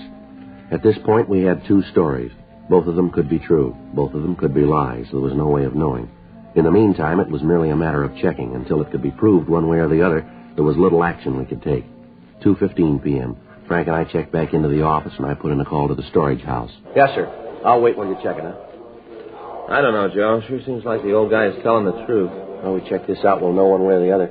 Such a nice little guy. Seems hard to believe that he'd do anything wrong. Yes, sir. Yes, sir. What was that? Could you tell me when?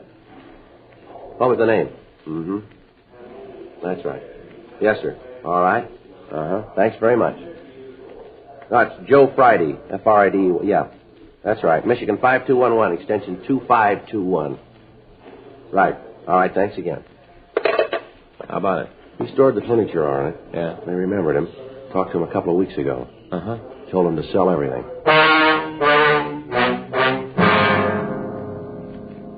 We drove out to the storage house and talked to the owner. He said that Schroeder had called them out to pack the furniture, and then he ordered it stored. A week later, he called back and told them to dispose of all the furnishings and personal effects.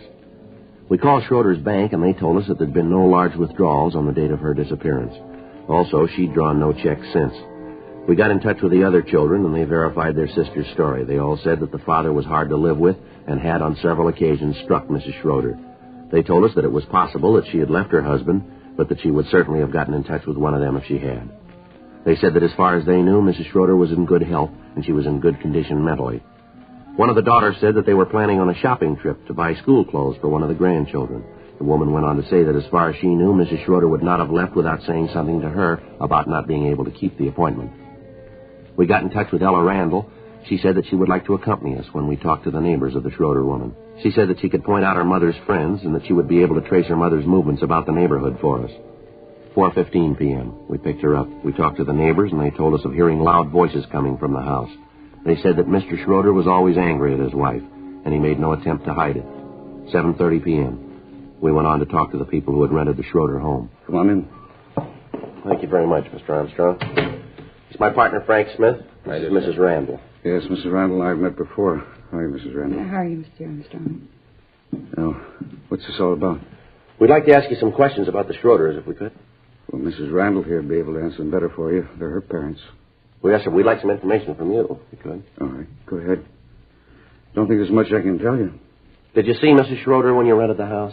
No, come to think about it, I didn't. Mr. Schroeder talked about her, but I didn't see her when we took the house. Uh-huh. How'd Mr. Schroeder act when you rented the place?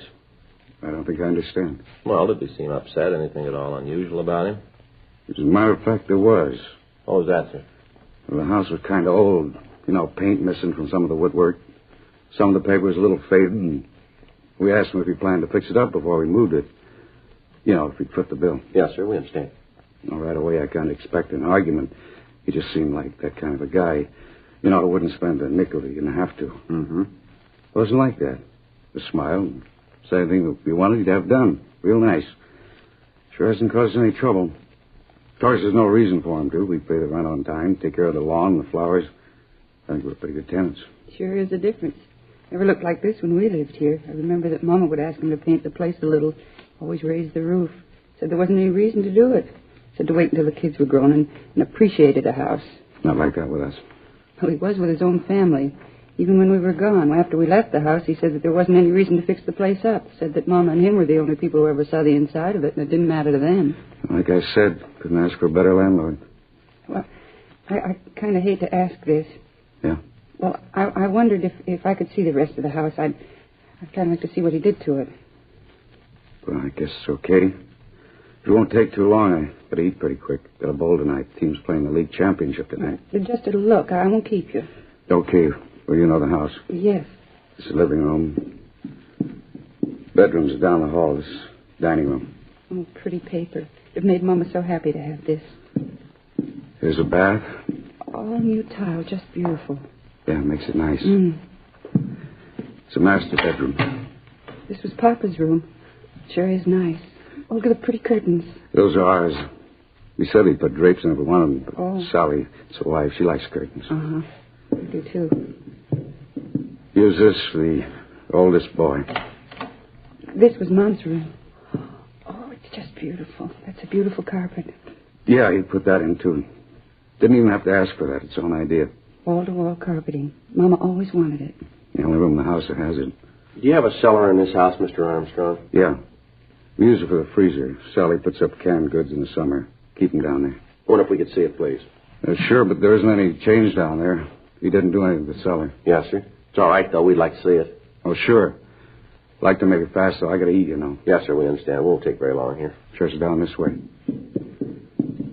Had to run electricity down there for the freezer. I guess he'd have done it, but it was just an extension cord. Thought about having it done permanently, but no real reason to. I understand. I'll go ahead and get the light. Yes, sir. You want to wait here, Miss Randall? Why? Well, no reason, ma'am. We just thought it might be better. Well, all right. I'll wait in the living room. All right, thank you. Come on, Frank. Yeah. Not very big, just room enough for the freezer and a few shelves. Uh-huh. Cement floor, huh? Yeah. Frank? Yeah? You want to swing that light up here? I want to check something here. Oh, sure. What's this room under, Mr. Armstrong? I mean, what's above it? Let's see. That'd be the master bedroom about to there. Uh-huh. The room next would begin there. Uh-huh. That'd be Mrs. Schroeder's room, wouldn't it? From what Mrs. Randall said, yeah. Uh-huh. You got a piece of paper, sir? I'd like to get up on the freezer. I don't want to scratch it here. Why, something you want? Well, I'd just like to look. Have a piece of paper, cardboard, anything, cloth? I don't see any. Go ahead. Just don't scrunch your feet around. It'll be all right. All right, sir. All right, Frank. Swing the light around, will you? Yeah. What is it, Joe? I'm not sure. You got your flash? Yeah, here you go. Okay. What is it? What do you see up there?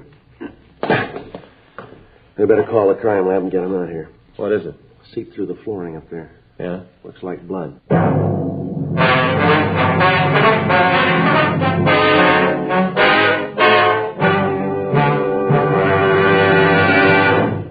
You are listening to Dragnet, the authentic story of your police force in action.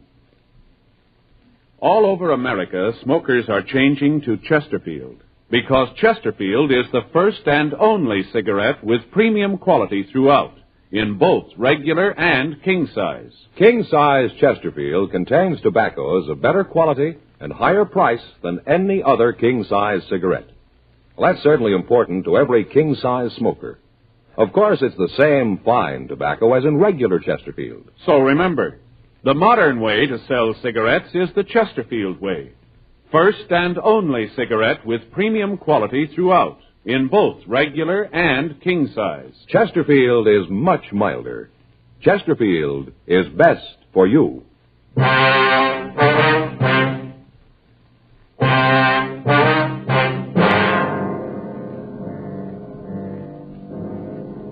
8:14 p.m. The crime lab was called, and they came out to go over the place. A benzodine test was run on the stains, and it was proved that they were blood stains. The carpet in the bedroom was removed, and additional stains were uncovered. Frank and I checked the cellar floor, but it was solid, and there was no evidence that any part of it had been torn up. A preliminary check was made of the yard, but we found nothing. The next morning at 7:58 a.m., we called the crime lab. They'd finished their investigation and told us that the stains were made by human blood. 8:10 a.m., Frank and I drove out to the house to continue our investigation. Boy, it's going to be a scorcher. Yeah, it looks that way. Did you check that corner of the yard over there? Yeah, doesn't look like anything's been disturbed. Well, let's talk to the neighbors again. There's got to be an answer someplace. Okay. You know, I'm going to tell Faye to get me some of those shirts with the holes in them. What do you mean, holes in them? You know, like they wear back east. Little bitty holes between the material. That way you don't get so hot. Yeah. Hey, wait a minute, Joe. What? There's something on the grass over there by the rose bed. Oh, it's probably a locket or something one of the kids dropped. A toy, maybe. Yeah, I'll get it. Give it back to Armstrong. What do you got? Piece of dental bridge work. Looks like it's been in a fire. The crime lab was called, and they went over the backyard. They checked the incinerator, and under a large heap of ashes, they found several pieces of bone. They took a sample of the ash back to the lab to examine it. We got in touch with the daughter, Mrs. Randall. We got the address of Mrs. Schroeder's dentist. Frank and I drove out to talk to him. We showed him the piece of dental bridge work that we'd found, and he identified it as positively belonging to Mrs. Schroeder. He showed us the card from his files, which gave the date that he'd installed the bridge. 11:56 a.m. We called the crime lab, and Lieutenant Lee Jones told us that the ash and the particles of bone that he'd recovered could be of human origin. 12:15 p.m. We drove out to the apartment and took Henry Schroeder into custody. We talked to him in the interrogation room. I don't understand all this. None of it makes any sense. Well, it's pretty simple, Schroeder. Simple? You say that I killed Bertha, and you say it's simple. How can you say that? Why do you say that? You must have a reason. I've told you all I know. A couple of things you didn't tell the truth about, sir. What? You said that just before your wife left you, she made a large withdrawal from your account, didn't you? That's right, she did. She did take some money. Well, in checking your bank account, we found no record of any such withdrawal. You've got no right to go through my bank account. You've got no right. This is a murder investigation, Schroeder. We've got a right to clear it up. But she did take the money. She did. You've got to believe me. It's a little hard to do, Schroeder. Since your wife disappeared, she hasn't drawn any money out of your account. Before that, she drew checks to pay the local store bills. Now, how do you explain that? I can't. I don't know what you're trying to say. I don't know what you're trying to get me to say. We're trying to get you to say the truth, that's all. But I am. You said you put all the furniture from your house in storage. Now, is that right? Yes, I said that. Mm-hmm. You said you wanted to keep it in case your wife came back and you two started all over again? Yes, that's the truth. We checked the storage company. They told us you called them and ordered everything sold. Told them to sell it as soon as possible. Now, how do you explain that? You're getting me so confused, I can't think. And we checked the house, the one where you and your wife lived. We found bloodstains, lots of them. They're human blood. I don't know. I don't know. People who live there now said that you put a carpet over the floor. Only room in the house that has a carpet. They say it was your idea. I can't think. I don't know what you're saying. Well, here's a report here. Take a look at it. It's a list of the things we found in your incinerator. Things that were burned. Now, do you want to read it, or do you want me to read it to you? How about it, Schroeder? Schroeder? I didn't mean it. 30 years. 30 years married. I didn't mean to do it. I came home late. Real late. I'd been drinking. We had words. I hit her. I don't know what happened. I knew what I was doing. I kept hitting her. Then she was dead. I didn't mean to do it. I didn't mean to. She turned the kids against me. Turned everybody against me. 30 years married. She turned everybody against me. I'm afraid you got it wrong, mister. Huh? You did that yourself.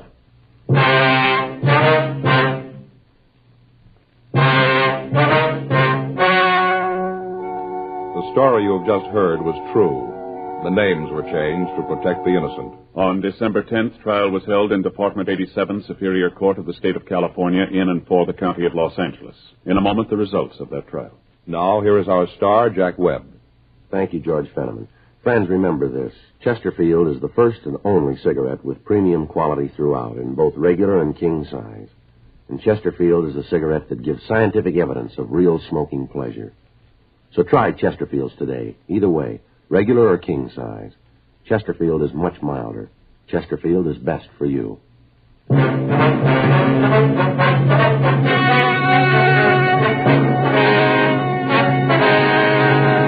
Henry Rudolph Schroeder was tried and convicted of murder in the first degree. He was executed in the lethal gas chamber at the State Penitentiary, San Quentin, California.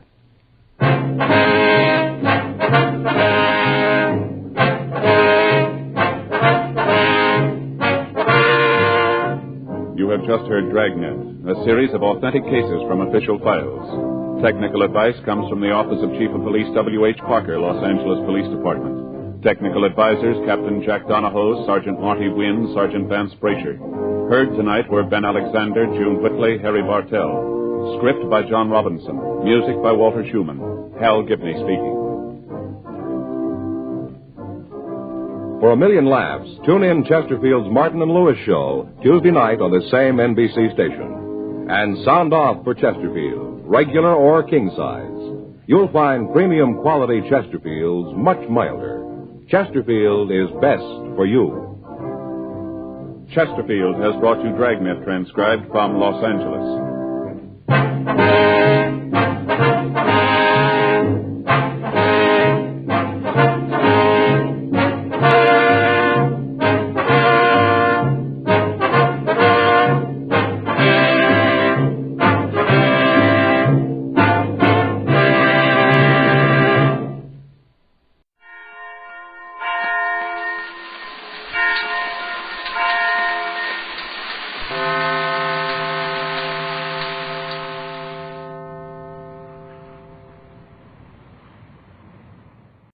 Tired of the everyday routine? Ever dream of a life of romantic adventure? Want to get away from it all? We offer you Escape. Escape, designed to free you from the four walls of today for a half hour of high adventure. It all started on the bus just outside of Dallas. The sailor who had snored beside me since Memphis got off, and the big fat guy got on. He overflowed into my half of the seat, and for sound effect, he ate one apple after another. He must have bought them by the sack. Hey, fella, do you mind? My top coat? I'd like to have it fresh, but I prefer a tailor to do it. I pulled the coat out from under him. He smashed my carton of cigarettes almost flat. From then on, I held the coat in my lap. In my mind, he was symbolic of everything connected with this trip and with my life. Second rate, middle class, mediocre. I was on my way to Hollywood. Yeah, I'm an actor. Under personal contract to Henry Slapta, a big director. Oh, it sounds impressive, but it isn't. One of those insignificant stock contracts with short options and shorter dough. I should have turned it down, but I was flat broke, on my heels. That's why, when I found the money, I did what I did. Okay, folks, we're stopping here for 15 minutes. Another stop, chance to stretch. Well, I had a cup of coffee and a spud nut in the depot, and I was starting back to the bus when I saw him, my apple-chewing friend. Two men with cop written all over him were leading him out of the bus. It was a pinch. I wondered why they picked him up. I really didn't care why they took him as long as he didn't come back. Now I had the seat to myself. But he'd done me a final courtesy. He'd knocked my top coat onto the floor and walked on it. Okay, everybody on, let's go. From then on into El Paso, he was the topic of conversation. You didn't look like you never know the news part here, didn't you? Hear what the bus driver says. The man's a counterfeiter, one of the smartest ones in the country. The police have been after him for ages. Counterfeiter? How exciting. I must get off at El Paso and send a postcard back to man. Won't you do bill for me? Counterfeiter. Well, that's the last thing I would have begged him for.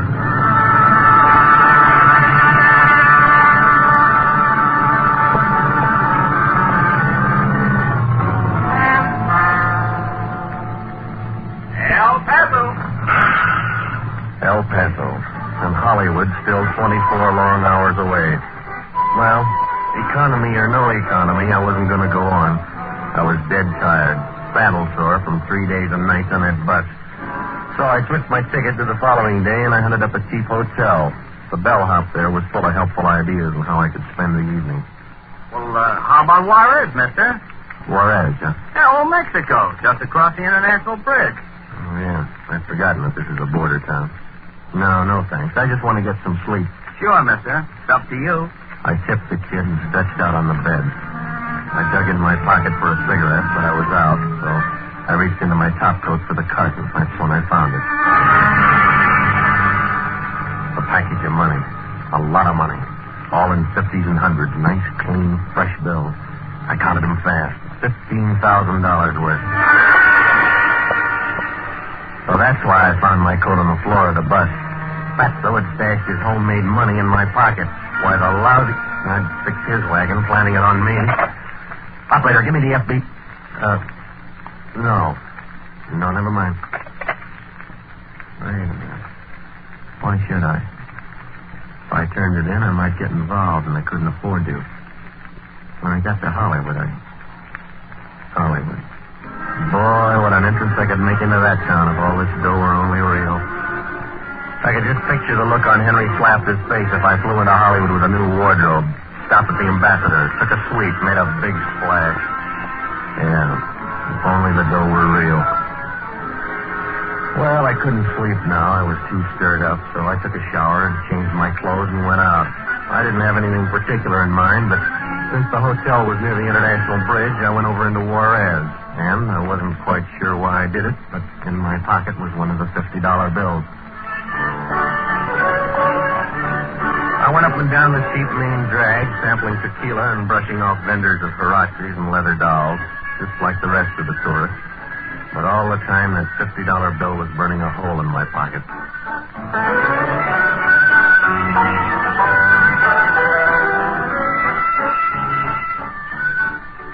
It was in a small bar, a crummy place called El Serape, that I finally took a chance. I'd had a couple of tequila daisies, and each time I'd given the waiter a $50. This time I handed him the $50 bill. I held my breath. Suddenly, I knew I'd been a fool. He didn't put it in the cash register as he had the other money. Instead, he went down to the end of the bar and handed it to a man sitting there, obviously an American. He He took it, looked at it, and then had the waiter point me out. I got up out of the booth and started for the street, but the American caught me at the door. I'm, Chef Wright. I'm the manager. Yeah. Hiya. You give this $50 bill to the waiter? Yeah. I guess I forgot to wait for my change, huh? You don't want to go around forgetting money like this. This business? Yeah, sure. You know, you're taking a big chance. You're setting yourself up like a pigeon. What are you talking about? What do you mean? Don't get excited, amigo. It's border town. That's all. The wrong people might get the idea that you're carrying more bills like this. Yeah, well, I'm not. Yeah, sure. But if you were, I could put you in touch with most anything. Maybe a little gambling. I could fix you up with a little game. Anything you want to buy, I can get it for you. No, I don't want to buy anything. But, suppose I wanted to sell something. Sell? That's a little tough. I'd have to see a sample. You got it, mister, right there in your hand. I was taking a crazy chance, but I've kicked around Broadway long enough to know a contact man when I run into one, and Chuck Rice was definitely shady. He stood there scowling, turning the bill over and over in his hand. Oh, so that's why you wanted to walk out on your change, huh? Thought I had it spotted. You got more like this? Yeah. On you? No, I'm not that much of a pigeon. How much more? Enough. You want to dump it? Maybe. Do the right kind of a deal. Here's your 50 back. I don't know from nothing about this kind of commodity. Well, I didn't pay for the drink. It's all right. It's in the house. Your money's no good here. I took the 50 and put it in my pocket. I shrugged and hoped my indifference went over. I was almost to the street when he called after me. Hey, amigo. Huh? I just wondered. How much you got? Why? Well, if you got enough, maybe Nieves would be interested. Nieves? Who's Nieves? Down here, we don't ask questions like that. You go to the cab stand on the corner. Ask Miguel. Tell him you want to see Nieves. Tell him Chuck Rice sent you. Only this time, amigo, if you want to do business, you better have your dough on you.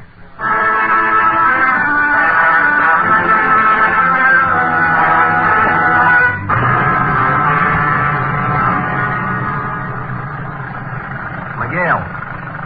Hey, I'm talking to you.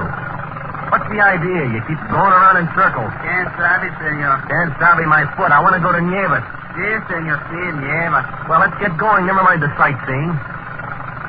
Miguel was driving down dark back alleys and dirt roads. I couldn't tell which direction we were going, and I'm sure that was the idea. But we were getting further and further out of town.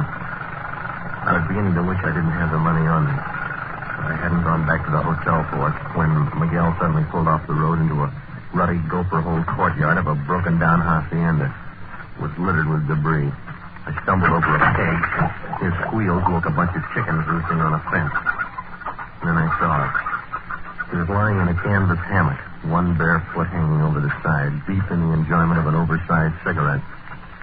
She seemed asleep except for the rhythmic puffs of smoke. She never opened her eyes all the time I was there.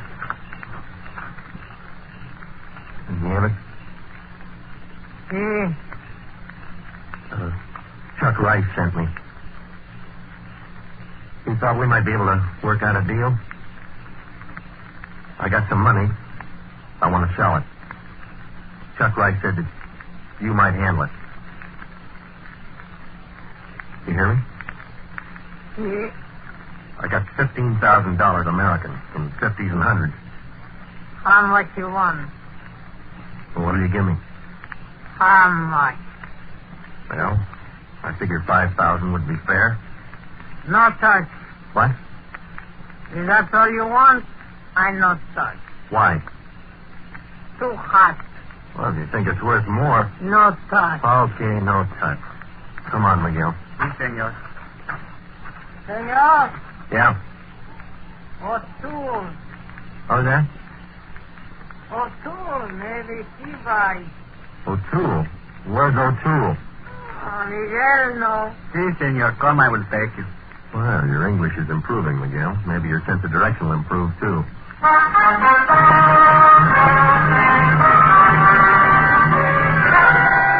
And it did. As the crow flies, so did we. Straight to O'Toole's Dine and Dance. The gaudy tourist trap typoed on the outside with neon signs advertising the best food and music in Juarez. While inside, 5 Latin beboppers were making hash out of Embraceable You. Miguel okayed me to a squint-eyed character who reluctantly led me down a hall, up a steep flight of stairs. We stopped in front of a door.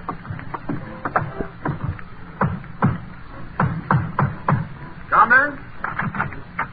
Behind a huge red lacquer desk sat a handsome Chinese in a dinner jacket smoking a long black cigar. Good evening. What can I do for you? Thanks, perhaps? No thanks.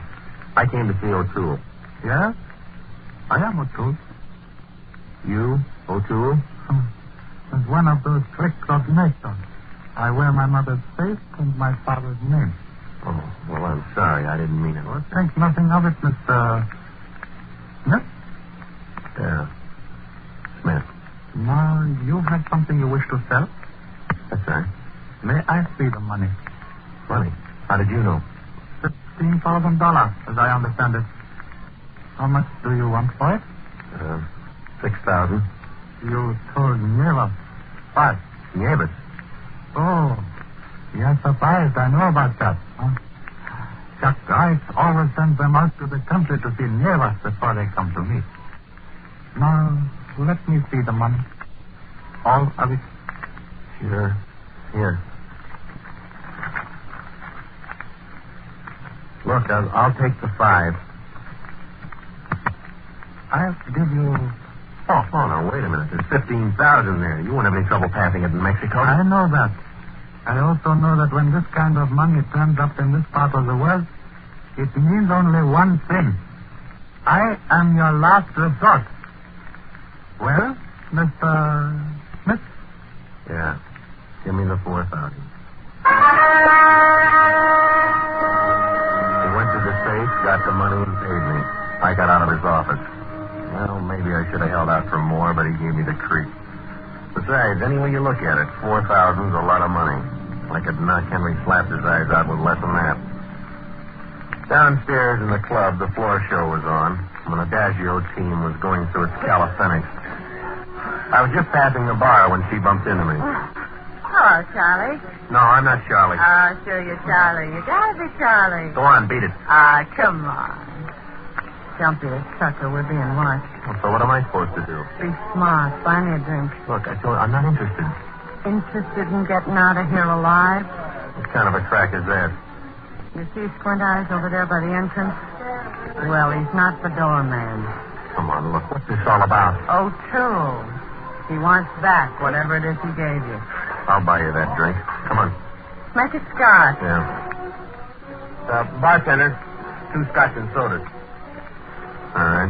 Now tell me why you're interested. I'm supposed to knock you out. You're what? Those 2 drinks you just ordered. Yours will be loaded. And not with Romo quinine to cure your cold. Ever hear a knockout drop, tourist? Yeah, sure, but I don't get it. What are you telling me for? I don't know. Maybe because you're from my side of the border. Maybe because you don't look like the kind of scum that usually comes in this joint. All right. So my drink's going to be loaded. And Squint Eyes is over at the front door to make sure I don't get away. I don't have much choice, do I? Yeah, you do. I'm going to help you.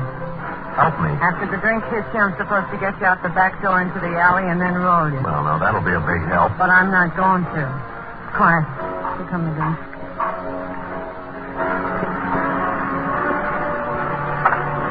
All right, what do I do now? When I reach around you for the ashtray, they won't be able to see you. Switch the drinks. You drink mine. Yeah, but how about They don't expect me to drink it. Yeah, but you... No, switch them. Get it down. Drink it. In a minute, pretend you're dizzy. I'll help you get to the alley. And when you get there, you better run, brother. And run fast. Help me off the stool, put my arm around her shoulder. We were almost to the door, almost to the alley. It was just perfect, except for one thing. I was dizzy. My stomach turned over and over, and I passed out cold.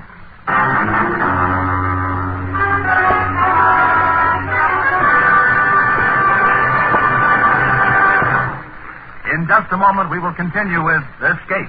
But first, a lot's been said about the Sunday night entertainment on CBS, and rightly so. But take a look down the CBS listings during the entire week, and you'll find there's no let-up in the parade of all-star shows. Tomorrow, Wednesday night, and every Wednesday night, Bing Crosby, Groucho Marx, Burns and Allen, and Gene Hirschholt as the beloved Dr. Christian are heard on most of these same CBS stations. Dick Hames and the Andrews sisters, Jack Smith and Dinah Shore are also on hand in their early evening quarter-hour programs. Make a habit of listening to CBS all through the week. And now we return you to the second act of Escape.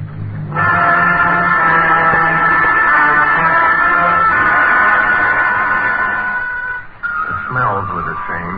Beer, tequila, stale black tobacco. But the sound had changed. There'd been music before. My stomach burned and my head throbbed. Somebody was lying across me. I raised up, tried to focus my eyes, but I couldn't. Gradually, I placed the sound. Some kind of a car. Bus? No, a truck. I was lying on the floor in the back of the truck, and there was a man lying across me. From the stench of him, he must have been drunk for a week, but from the inert way he lay, he could have been dead. I pushed him off and shook him. Hey. Where are we going? What is this? Hey, come on, wake up, will you? Listen to me. Then I suddenly remembered the money. The $4,000. It was gone. I was clean broke. I'd been rolled all right, and by a dame who even told me before she did it.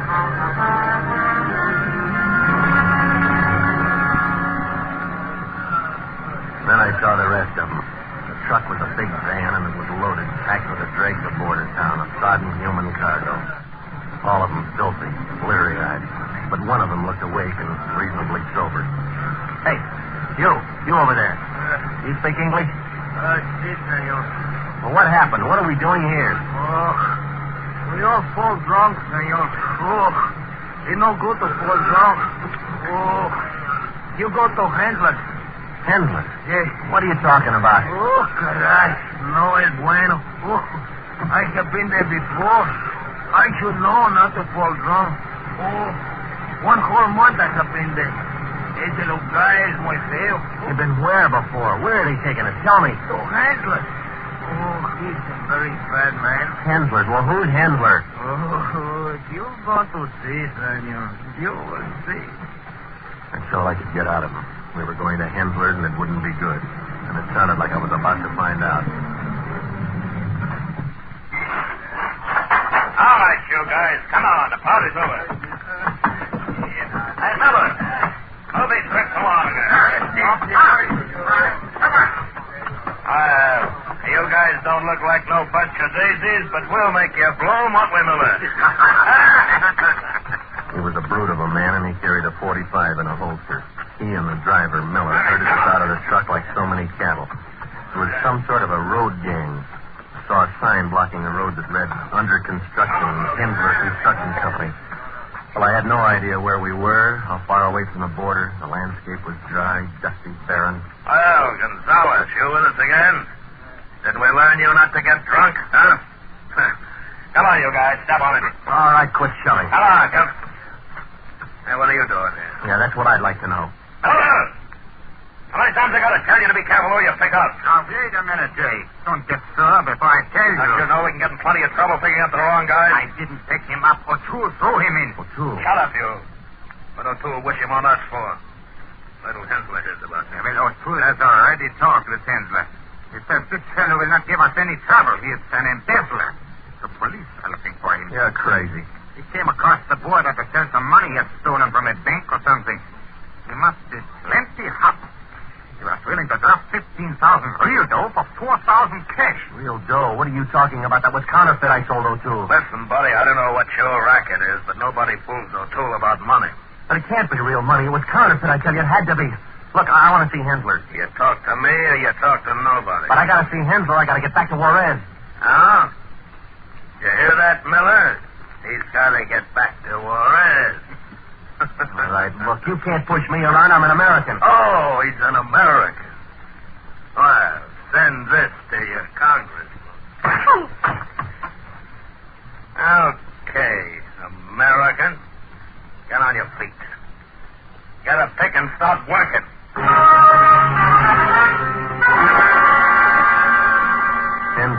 Production Company. It was just another name for a chain gang. I never saw Hensler. He wasn't there. But in the next week, I got to know Jake all right. I got to hate him. He drove us from dawn till dark, digging a road bed by hand, pick and shovel, in the hot sun, in the dust, without rest.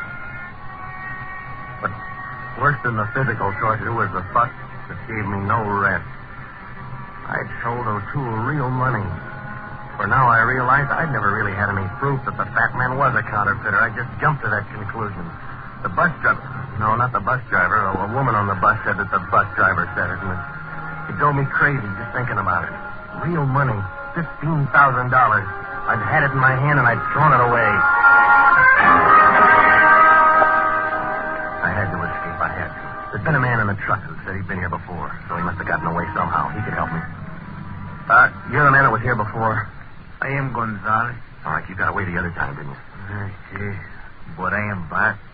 And this time I don't plan to go. Well, how did you go? How'd you get out? There is a highway. There is? Where? 4 miles, 5 miles.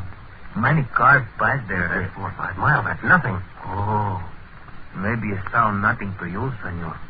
But those are bad miles to go. Oh, caray. Only 4 or 5 miles. Over that way, he told me. Through the ravine. Well, I thought about it all that day, and I planned that I'd try it that night. But when we got back to camp, I was too dog tired even to eat. I just flopped on the hard earth and fell asleep. Seemed that I'd just closed my eyes when I was shaken awake. Hey. Huh? Hey. Get up, American. Get on your feet. Huh? I got a little job for you. Oh, leave me alone, Jake. I'm tired. Get up! You're on overtime. He was murderously drunk. He had a bottle of whiskey in one hand and his .45 in the other. So I got up off the ground. All around me, the men were sleeping. If they heard him, they didn't pay any attention. He marched me down to the road bed and threw a pick at me. There. I'll start digging. But it's the middle of the night. Look, I'm dead. You gotta finish the road.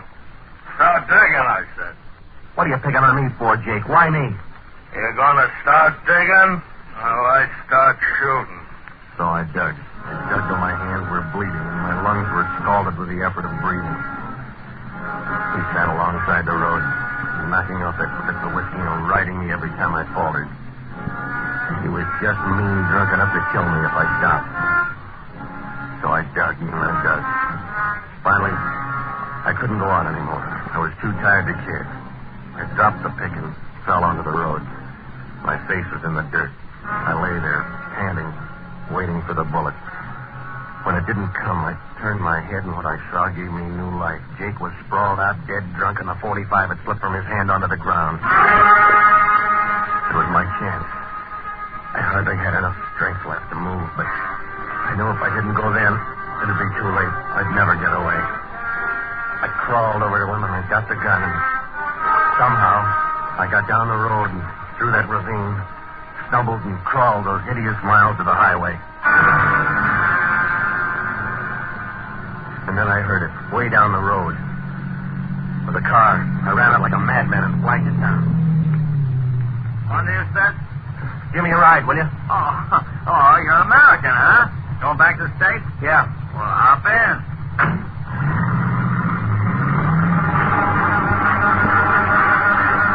I leaned back against the seat, shut my eyes, and slept all the way into Waterhead. Well, here you are. You said O'Toole's dine and dance. Sure I can't wait for you? No, thanks just the same, but I got some business to take care of. Okay. Good luck. $15,000 worth of business, and Jake's .45 in my pocket to guarantee the deal. I went around to that back door and slipped in quietly, and then crept down the hall and up the stairs that squint-eyed had led me before. This time I entered O'Toole's office without knocking. Hello, O'Toole. Oh, I didn't expect you back so soon. Sit down. Can I get you something? Yeah, you can. $15,000. Afraid I don't understand. We made a deal. Why didn't you tell me the money was real, not counterfeit, huh? Well, you seem to know what you were doing, and remember, you placed the value on the money. I did not. Yeah, well, I've just revalued it. I want it back, all of it. We made a deal, and I paid you, and I'm through with you. And you owed me. How you lost the money I paid you is no concern to me. I didn't look, then maybe this will be some concern to you. I took enough punishment to get this gun not to hesitate to use it. Now get the money while you're still alive. That's won't be necessary. How about 10,000? Look, don't stall. 15. But I should be allowed to realize some profit. Hurry up, O'Toole. I haven't got all day. I'll have to open this. Then open it. Will you take it in 10 and 20? Now, look, you, I don't care how you give it to me, so long as it's American money. Now, quit stalling and get it. I didn't trust him. I expected any minute he'd pull something fast, but he didn't. He gave it to me. I never realized before the power of a gun. It makes short men tall and tall men strong. Here you are. Thanks.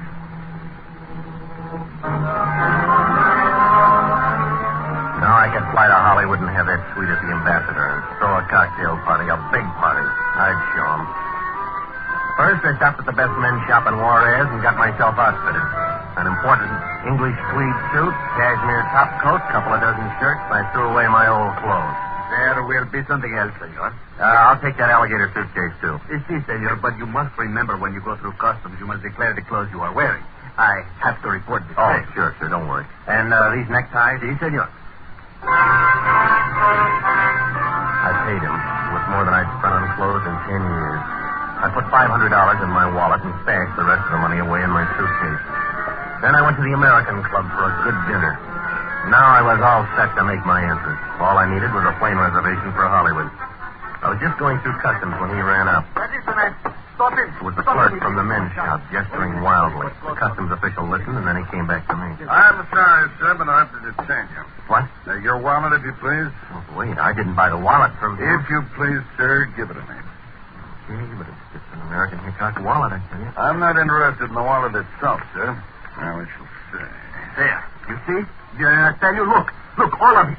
What are you guys doing with my money? You admit this is your money, mister? Of course it is. Then I'm sorry you'll have to come with me.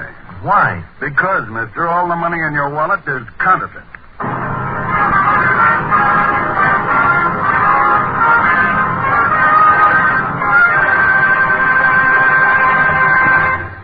Escape is produced and directed by William N. Robeson. Tonight we have presented Border Town by John and Gwen Bagney. Featured in the cast were Jack Webb as Evan, Bill Conrad as Jake, Ben Wright as O'Toole, Tony Barrett as Bryce, and Jeanette Nolan as Nieves. Also heard were Ted DeCostia, Paul Frees, Bea Benaderet, Jerry Hausner, and Harry Bartell. Special music was arranged and conducted by Del Castillo. Next week. You are on a train from Rajahor to Calcutta. With you is a fabulous jewel, the most sought-after emerald in the world, in whose depths are mirrored terror and violence. And for you, there is no escape.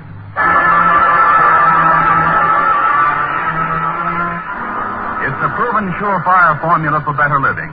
If we all work together to produce more per man, per machine, per hour, we all move together toward the benefits in living that are possible only under the American economic system. The better we produce, the better we live. For your free copy of the booklet, Miracle of America, write Box 10, Times Square Station, New York. Stay tuned now for Hit the Jackpot, which follows immediately over most of these stations. This is CBS, the Columbia Broadcasting System. 10 p.m. BULOVA Boulevard watch time for a truly exquisite Christmas gift. Choose the Boulevard Miss America, only $33.75. Time now for a new secret saying and a new jackpot of prizes topped off by a four-door sedan. Time now for Bill Cullen and Hit the Jackpot. WCBS AM and FM.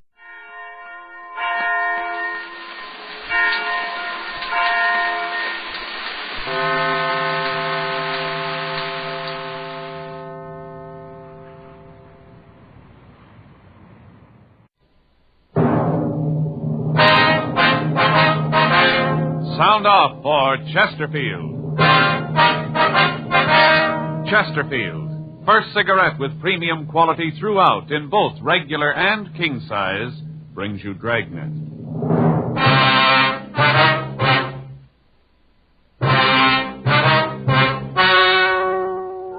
Ladies and gentlemen, the story you are about to hear is true. The names have been changed to protect the innocent.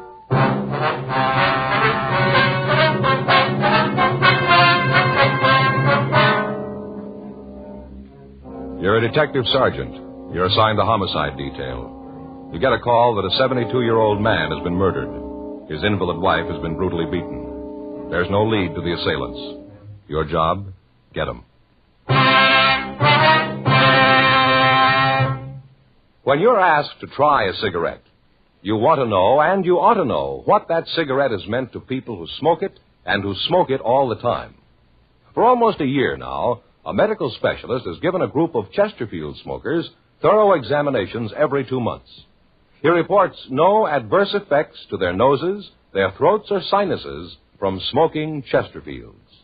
More and more men and women all over the country are finding out every day that Chesterfield is best for them. Enjoy your smoking. Try Chesterfields today. You'll find Chesterfield much milder, with an extraordinarily good taste.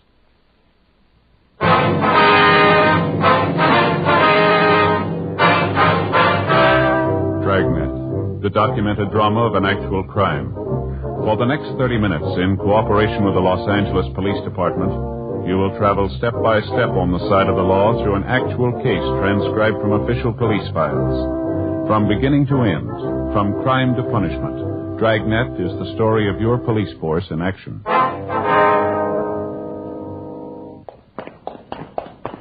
It was Tuesday, August 12th. It was warm in Los Angeles. We were working the day watch out of homicide detail. My partner's Frank Smith. The boss is Thad Brown, chief of detectives. My name's Friday.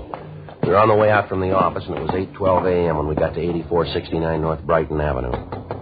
The front door.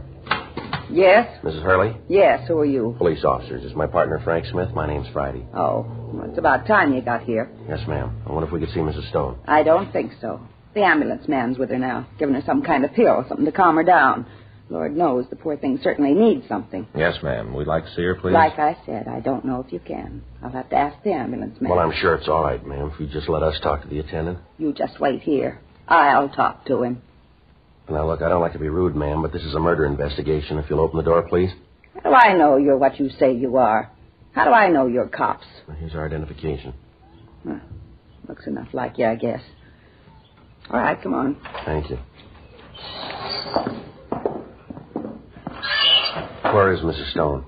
Back there, in the back bedroom. I'll check with the attendant. Right, Frank. I wonder if you could tell us what you know about this, Mrs. Hurley. You just bet I can. You just bet. That poor woman back there. She's lying at death's door because you didn't do your job. You know that? Ma'am? At death's door. It's your job to see that things like this don't happen. That's what you're paid for. And look, just look. Her poor husband dead and herself all beaten. Poor thing. I just don't understand what the world's coming to when things like this can happen. Well, first, ma'am, there was no way we could stop this. I think you understand that. We're trying to clean it up now. We're going to need your help to do it. Now, if you just tell me what happened, please. Yeah, that's what you say. I know different. All right, Mrs. Hurley. The faster we can get started on this thing, the better chance we have of getting the people responsible for it. I suppose so. Well, what do you want to know? Well, if you'd please start at the beginning and tell me what you know about it. Yeah. Well, it started this morning. About 7 or 7:15, I think. I heard this noise at the back door, kind of a scratching kind of noise. And a moan, a little tiny moan. Sounded like it was way off, kind of in the distance. Yes, ma'am. First, I wasn't sure that I wasn't dreaming the whole thing. You know how it is when you're awakened out of a sound sleep. Yes, I understand. Well, it was like that. Took me about 10 minutes before I knew that there really was something there. Well, I got up and went to the door. And that's when I found her. Right there at the back door, kind of laying on the porch. I could see right away that someone had beaten her. That's when I called the ambulance. And then she told me about how her husband had been killed, and then I called you. The other car, the one with the men in uniform, come out. Mm-hmm. They looked around, and then they went over to the house. And that'd be the Stones' house? That's right. Next door. I see. How about it, Frank? Well, it's pretty bad, Joe. They're treating her now. Can we see her? Only attendant says it'll be all right for a couple of minutes. Not much more than that. They're going to take her to Georgia Street. Okay. He said he'd let us know when we could talk to her. All right, fine. Did she tell you what happened, Mrs. Hurley? Anything at all? Just that there was 2 men. They come in and beat up on her, killed her husband. That was enough. One look at her, and I could tell she was hurt bad. And her an invalid. I just don't understand how anybody in their right mind could do a thing like this. I just don't understand it. Yes, ma'am. Now, you say that she's an invalid, is that right? Yes, they were involved in an auto accident a couple of years ago. Some drunk ran right into them, smashed the car all up, laid Mr. Stone up for a couple of months, and put Patricia in a wheelchair for the rest of her life. Can't walk at all. She crawled over here. Don't know how she did it. Great courage. Yes, ma'am. Did you hear anything at all last night? Any disturbances? Not a what thing, you told not me? a thing. Went to bed about 10, slept like a rock, didn't hear a thing until this morning. That was about 7. 7:15 maybe, like I said. Nope, I didn't hear a thing. Well, do you know if there was anyone that the Stones were afraid of? Anyone who might have done anything like this? Nope. I can't think of a soul. How about money, ma'am? Did Mr. Stone keep large sums of money around the house? Well, now, I don't know. You might have. Joe?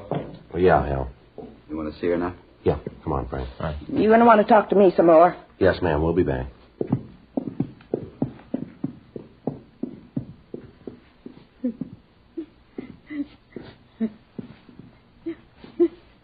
Mrs. Stone? Mrs. Stone? Yes? Who is it? Police officers, ma'am. We know you don't feel well, but there are a few questions we'd like to ask, if you don't mind. You got them in yet? The ones who did this? No, ma'am, not yet. I tried to tell them. I tried. They just wouldn't listen. Ma'am. I told them to take whatever they wanted and leave us alone. Just leave us alone. I tried to tell them. They wouldn't listen. They killed Henry. They tried to kill me. Do you know who they were, Mrs. Stone? What? I say, do you know who they were? The men who did this, do you know who they were? Had you ever seen them before? No, I don't think so. It was dark. Then I heard them argue with Henry. I tried to get up. I tried to help him, but I couldn't. I screamed, but they didn't pay attention. Then they killed her. Ma'am, can you describe them for us? Tell us how tall they were, how they were dressed, maybe? They didn't know that I was there. Then they came into my room, and they said they'd kill the other one, so they might as well kill me, too. I tried to tell them to go away, but they wouldn't listen. They just hit me and hit me and hit me. There wasn't anything I could do. Did they drive a car, ma'am? Is there anything you can tell us that might help us in identifying them? Did one of them use a name, maybe? They locked me in the closet. They put that pillow over my head. I don't know why. I told them they could take what they wanted. Take it if they just leave us alone, but they didn't. They killed Henry. They tried to kill me. All right, Mrs. Stone, everything's going to be all right here. Don't worry now. Just try and get some rest. Doesn't matter much now. Isn't anything that matters anymore. Nothing now if they killed Henry. All right, ma'am. Please try not to get upset. Joe? Yeah. Better get her downtown. Well, how's it look for her, Hal? What are her chances? Depends. Yeah. How hard she wants to try.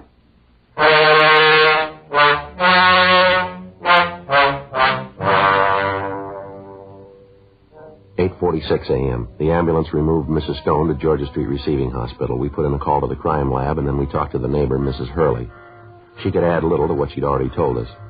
She said that she'd heard no loud noises during the night and that she'd seen no one in the neighborhood acting suspicious. She told us, however, that Mr. Stone was known to have kept large sums of money in the house. She went on to say that he made no attempt to hide his distrust of banks and that he had often said that all of his money was on the premises. 9:02 a.m. Frank and I went next door to the Stone home. The crime lab and latent fingerprint crews had arrived and were going over the place for physical evidence. We talked to Ray Pinker of the crime lab. This is how they got in. Yeah, toward the screen, huh? Must have done it with their hands. Couldn't find any tool marks. You figured the door was open then, huh, Ray? Yeah, looks that way. One of those old-fashioned locks, no indication that they forced it. Mm-hmm. Did you find anything else? Took a look back here in the closet. Oh, they sure tore the place up, didn't they? Yeah, went through everything. Even took the pictures off the walls. Yeah. Ripped up the bedding. There's in a drawer they didn't go through. Any prints at all? Bergman's checking it. Haven't found anything yet that I know of. Pretty bad. Here. Look at the mattress on the husband's bed. Tore it all up. Stuffing scattered around the room. Looks like a tornado went through the place. The closet's back here. This was Mrs. Stone's room. See where they dragged her. Yeah. Must have hit her the first time about here, and then they dragged her over to this closet, dropped her in here. You can see where she stacked those suitcases up there to pour stuff out the window. I don't know how she did it. Bad off as she was. Looks like robbery was the motive then, huh, Ray? Can't agree with that, Joe. Why? Come on back in Stone's room. We found the murder weapon. Checked around. It looks like they picked them up in the backyard. Here, take a look. A couple of wooden clubs.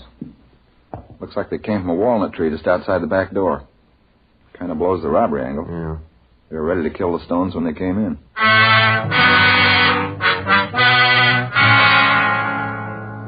9:30 a.m. The crime lab finished their investigation of the house. The backyard and the surrounding ground were gone over. In the soft earth at the foot of one of the walnut trees, a pair of footprints was found and plaster casts were made of them. On the lower limbs of the trees, we found the place where the 2 clubs could have been taken. The rest of the yard and the immediate vicinity were combed, but we found nothing. 12:15 p.m.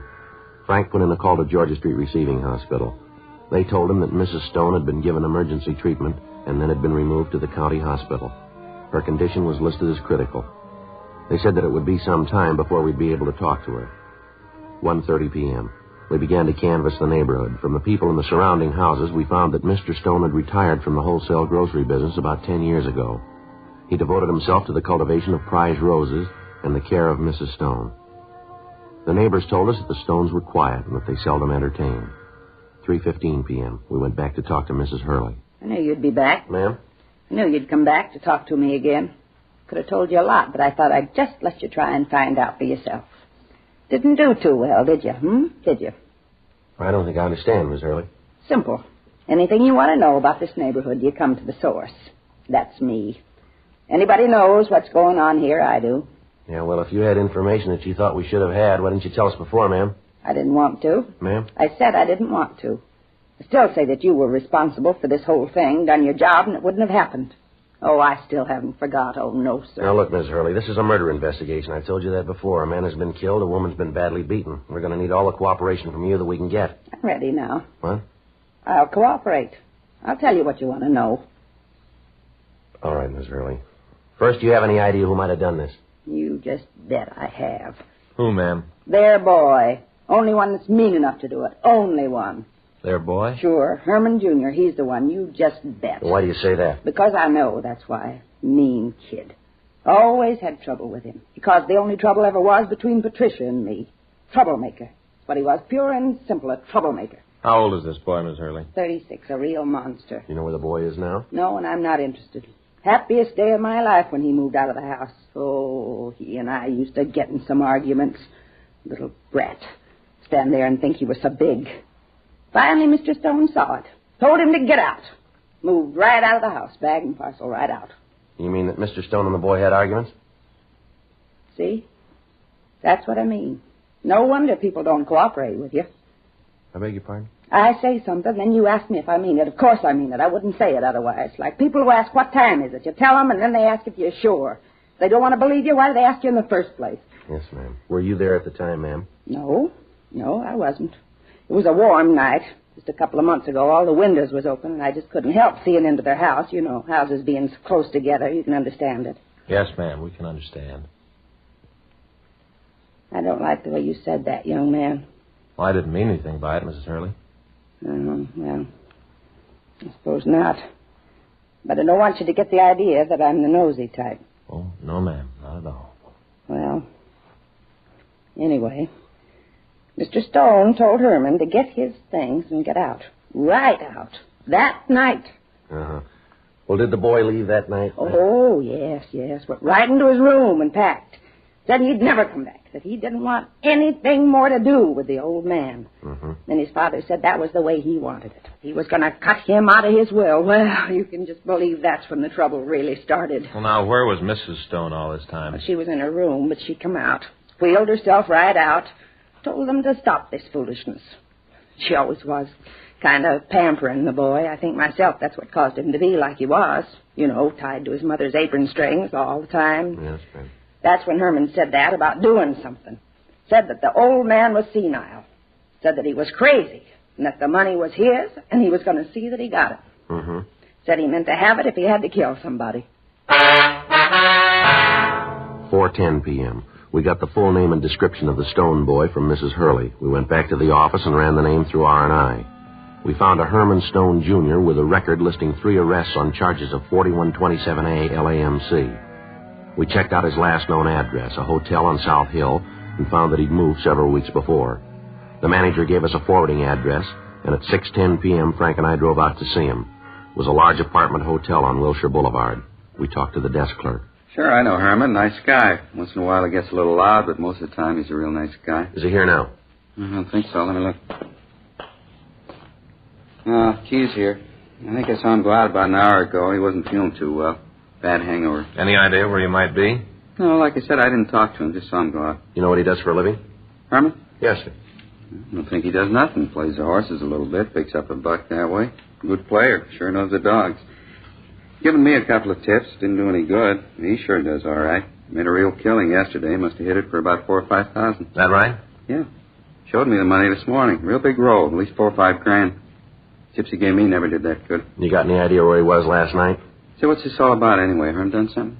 Well, it'd be better if we talk to him. Oh, yeah. Well, yeah, I guess you guys know what you're doing, huh? Well, yes, sir. He asked me if I knew what he was doing last night. Uh-huh. I sure do. He really tied one on. Of course, with his luck, I don't wonder. Really tied one on. Sir? Loaded. Got in here. He had a bottle. So you won't say anything about this to the management, will you? No, sir, we won't. Couldn't have that happen. They don't approve of drinking while I'm on duty. You understand. Kind of stuffy, but that's the way they look at it. Uh-huh.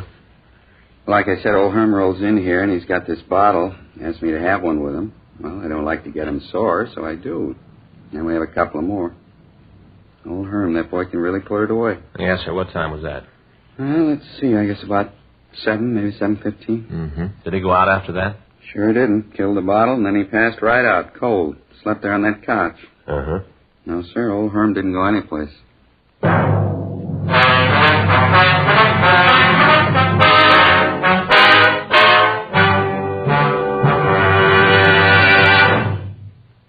You are listening to Dragnet, the authentic story of your police force in action. Chesterfield is the first cigarette to offer smokers premium quality in both regular and king size. King size Chesterfield contains tobaccos of better quality and higher price than any other king size cigarette. Chesterfield is first to name all its ingredients that make the best possible smoke. And Chesterfield gives you this scientific report. No adverse effects to the nose and throat of a group smoking only Chesterfields. So enjoy your smoking. Change to Chesterfield today. Much milder, with an extraordinarily good taste.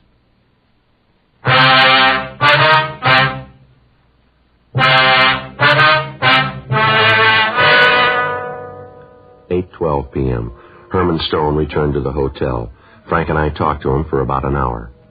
He appeared quite shaken when we told him of his father's death. We questioned him about the money that he'd suddenly come up with. He explained that he'd won it at the races. He gave us the name of the man who accompanied him to the track.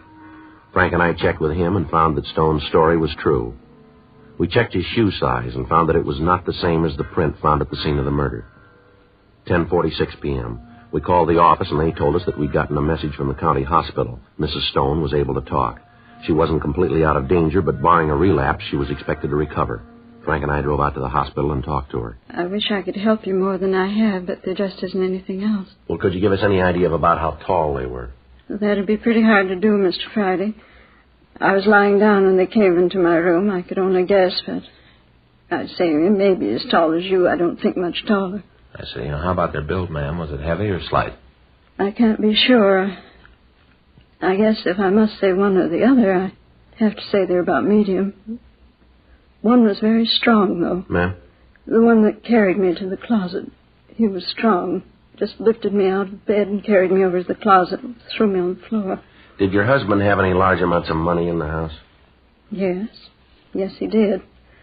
Herman never believed in banks, not since the crash. Always said that he could take care of the money as well as they could. Yes, ma'am. He had all of his savings in the house. Kept them in the mattress on his bed. Do you know about how much that might be, Mrs. Stone? I'd only be guessing, but I'd say maybe $12,000 or $13,000. Herman didn't discuss finances with me. He always thought it was a man's business, that I shouldn't have to worry about it. I tried to tell him. Tried all the time. What's that, ma'am? That he should put the money in a bank. He used to talk about it, too. I know that didn't help any. Well, who did he talk to, Mrs. Stone? People in the neighborhood. He used to tell them that he didn't get the interest, but that he always knew just where his money was. He used to ask them if they could say the same. Mm-hmm. Can you think of anybody in the neighborhood who might do a thing like this? Oh, no. We've lived there for a long time. No, none of them would even think about it. I see. Did you or your husband have any enemies? Anyone that you had any arguments with, maybe? No, there wasn't anyone. Mr. Friday? Yes, ma'am? Does my son know about this? Does he know that his father is... Does he know about it? Yes, ma'am, he does. He's outside in the hall right now. He said he'd like to see you. Poor boy. Never did get along with his father. I tried to make them understand each other. I tried so hard. Didn't seem to do any good. Mm-hmm. Well, if there's nothing else that you can tell us, ma'am. There's one thing. I hate to mention it. It seems so silly. What's that, Mrs. Stone? When they were arguing with Herman in the next room, they got very loud. I thought that I recognized one of the voices, and I can't be sure, but at the time I thought it. Yes, ma'am. Then when they came into my room, I was pretty sure. But I could be wrong, and I wouldn't want to cause anybody any trouble. I wouldn't want to make a mistake. Well, who do you think it might have been? Whose voice do you think it was? It sounded like Smokey's. Who? Smokey. He used to do some work around the yard for Herman. That was a year or so ago. I haven't seen him since then. Well, do you know where we can get in touch with him, ma'am? No, I don't. As I said, I haven't seen him in over a year. What's his full name, Mrs. Stone? I don't know. That's why I thought it might be a little silly. I don't even know his right name. He just told us his name was Smokey. The young man always had a cigarette in his mouth. Chain smoker, I think you'd call. Uh-huh. Herman used to kid him about it, smoking all the time. I don't think Smokey liked it. He was a pretty serious young man. He used to get a little angry at Herman. I see. Can you give us a description of the man? Oh, yes.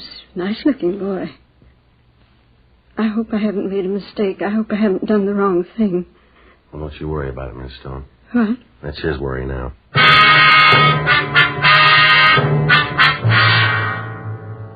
We continued to talk to Mrs. Stone. We got the description of the handyman who'd worked for her husband. 11:28 p.m. We went back to the city hall and ran the name and description through the moniker files in R&I. We came up with one good possible. In checking his record, we found that his full name was Charles P. Roxford. His age was listed as 37 years. The rest of his description matched the one we'd gotten from Mrs. Stone. He had an arrest record listing several charges of forgery, and at that time there was an outstanding warrant on him for check passing. We went back to the office and called Forgery Division. Yeah, Roxford. Yeah, that's right, Charles R. Huh? Oh, we want to talk to him about a killing out on Brighton. Yeah. What? When was that? Yeah. Okay, we'll be right there. Well, that's a break. What do you mean? They know where he is? They got him.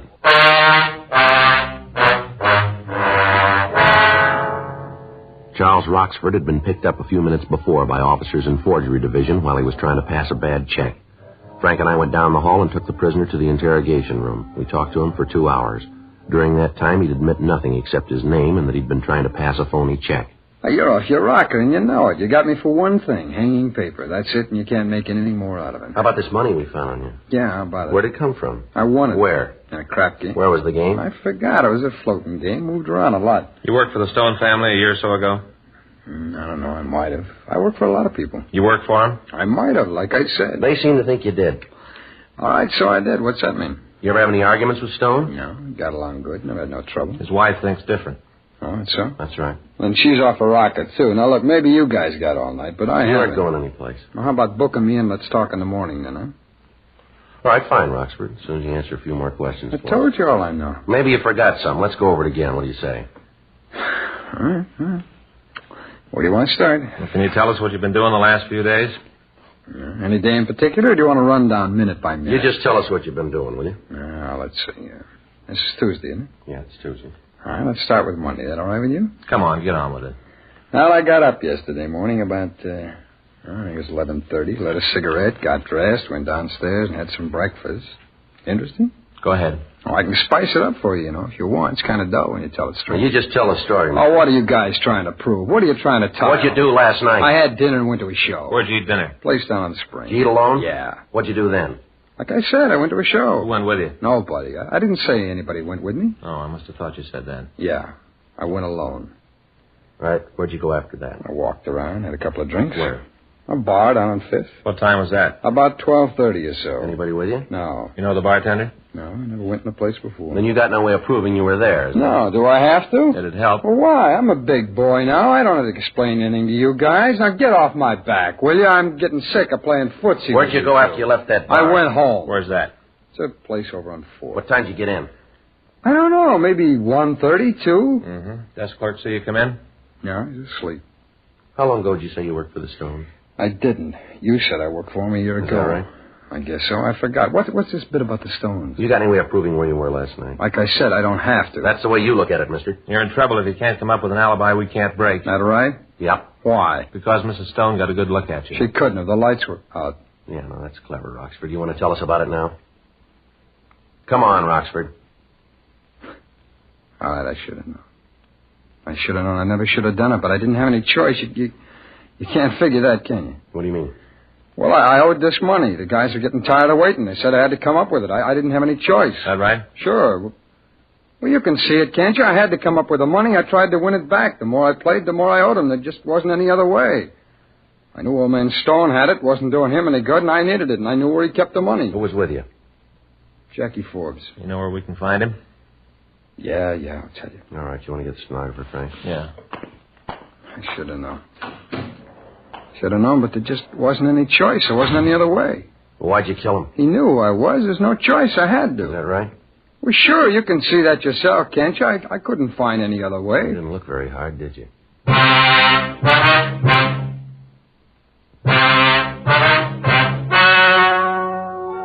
The story you have just heard was true. The names were changed to protect the innocent. On December 10th, trial was held in Department 89, Superior Court of the State of California, in and for the County of Los Angeles. In a moment, the results of that trial.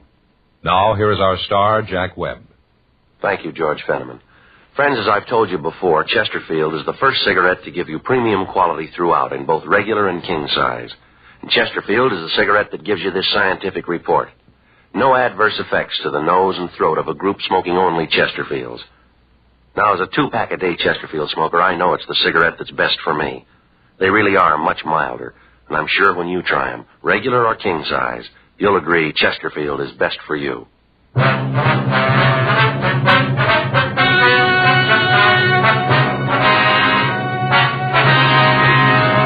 Charles Richard Roxford and Jack Allen Forbes were tried and convicted of murder in the first degree. They were executed in the lethal gas chamber at the State Penitentiary, San Quentin, California. You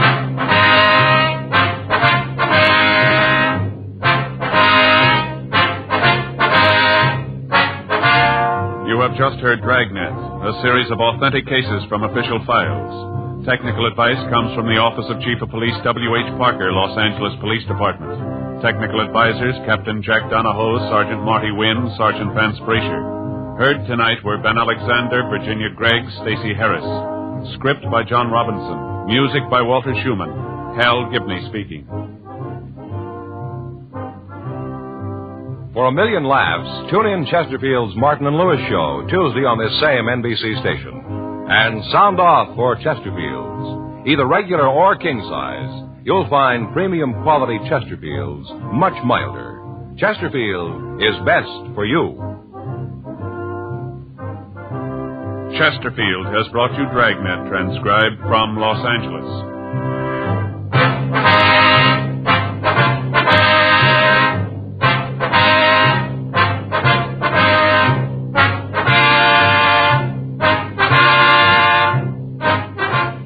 Tonight, it's Adventure with Barry Craig, confidential investigator on NBC.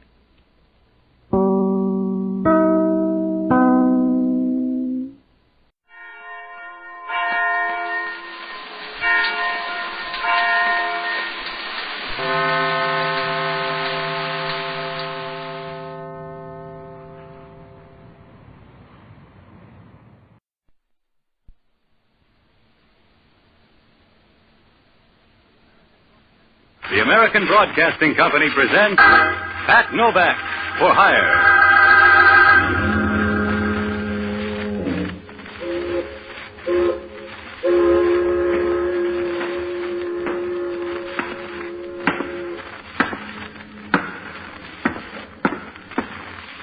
Sure, I'm Pat Novak. For hire.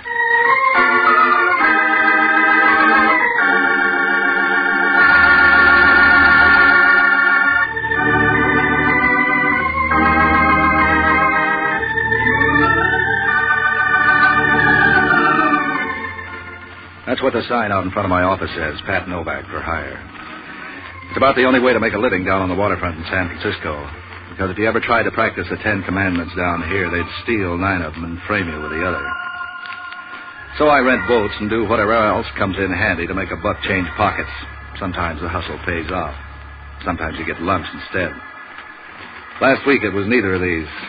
I hung around my place at Pier 19 day after day, and nothing turned up at all. Just when I began to wonder if people had forgotten how to phone, a babe gives me a jingle. She sounds nervous and talks about trouble. Asked me to come up and hold her hand. I ended up at a joint on the marina slant of Webster Street. It was probably important stuff once in the way of gold-plated living. Now it's just a tired wooden boarding house with about 30 people filling up space designed for a dozen. The paint was peeling off the walls. The garden had been on its own so long it was beginning to look like a jungle. When I rang the doorbell, I'd have given even odds a zombie would open it. I was nearly right at that. It was Hellman, a detective from City Homicide with a disposition made up of equal parts of hating people and confusion. Right then, though, he wasn't himself. His fat face was wrapped in smiles. He looked like a cat who'd learned to open the icebox. Sorry, Novak, we don't want any fish today. You're being glad. Somebody must have broken their neck. You're wrong. Again, and as usual. Somebody had some sort of bad luck. As bad as you can get. Dead, huh? You're too late this time, Novak. The killer's already in the bag. And you got the drawstring. I'm not complaining. Now scamper off somewhere and find another sucker. Put the brush away, Hellman. If you got the killer, it's even money. It turns out to be 4 other people. I don't know. The department managed before you dragged into town. We stumbled, but we got by. You can say that about a wine bum. I can make it fit you. Stumble on out of here, Novak. Yeah. But first, who done it? The landlady. She evicted a guy named Burke, the hardware. He didn't live here. He rented a room for some kind of an office. He was a freelance bookkeeper. She said he made too much noise working his machines at night. Did she confess? It's open and shut, Novak. No room for your chisel. Well, if she confessed, maybe you can pin it on her. What do you mean, pin it on her? The way you work, you couldn't prove Warren's governor. That's not my department, but keep on being smart and see if I can prove you'll fit in one of our cells down in Kearney Street. Don't strain your head, Hellman. I don't want any part of anything you're near, including this place. I'll buy that, too, and I'll breeze out of here. When the press shows up, don't worry about giving them your best profile. Either way, you'll look like a sack of potatoes.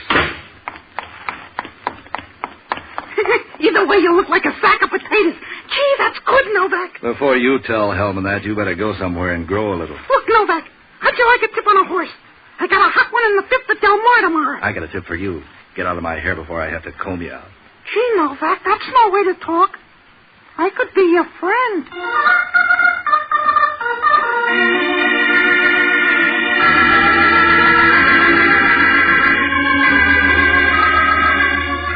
The guy was small, even for a midget.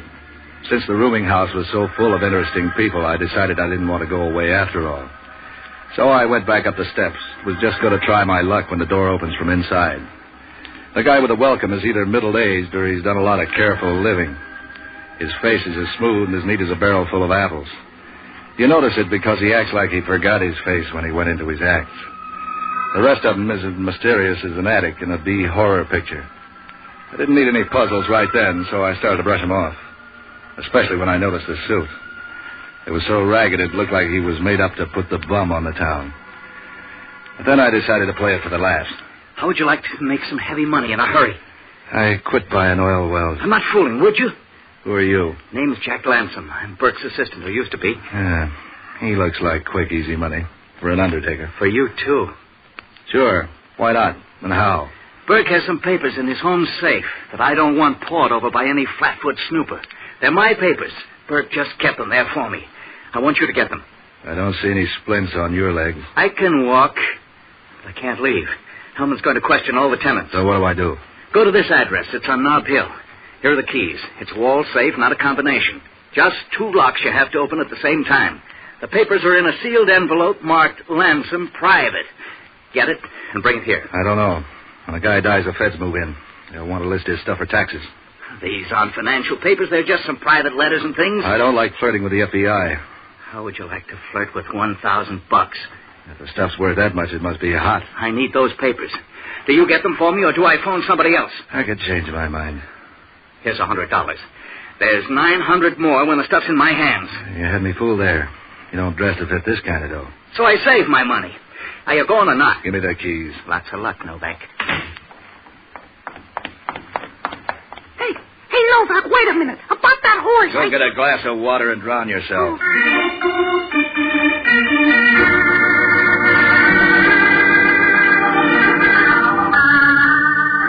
It looked like a cinch. I flagged a cab up to the place on Knott Hill.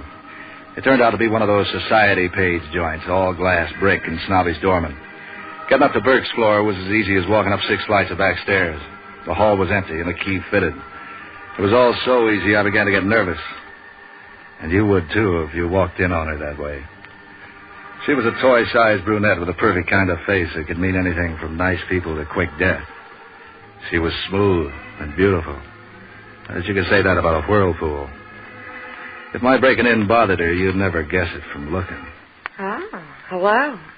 Toss your hat on a chair. I've been working the wrong districts. I'm glad you're here. Why, for instance? Girl gets lonely in a place like this. Berkey's out, and I don't know when he'll get back. You forgot something there. Folks call me Blanche. What's your name, friend? Pat Novak. You go with the lease? I'm, in and out. Berkey doesn't like me to tell it, though, but everybody knows it, so, what kind of secret's that? Didn't I surprise you when I walked in like that? Berkey has a lot of friends. They come and go. I'm used to it. For a bookkeeper, Berkey does all right. He's, good at figures, don't you think? If he had my account, I'd be nervous. Don't you know? He just came into a lot of money. I'll bet that's a comfort to his client. Oh, to me, too. Have a cigarette. There's some in the box there on the coffee table. These are cigars. Oh? Oh, yeah, well, I have some in my purse. Never mind. I'll settle for a drink. Okay. What'll it be? What do you got? That's kind of hard to say offhand. Let's look in the kitchen and see.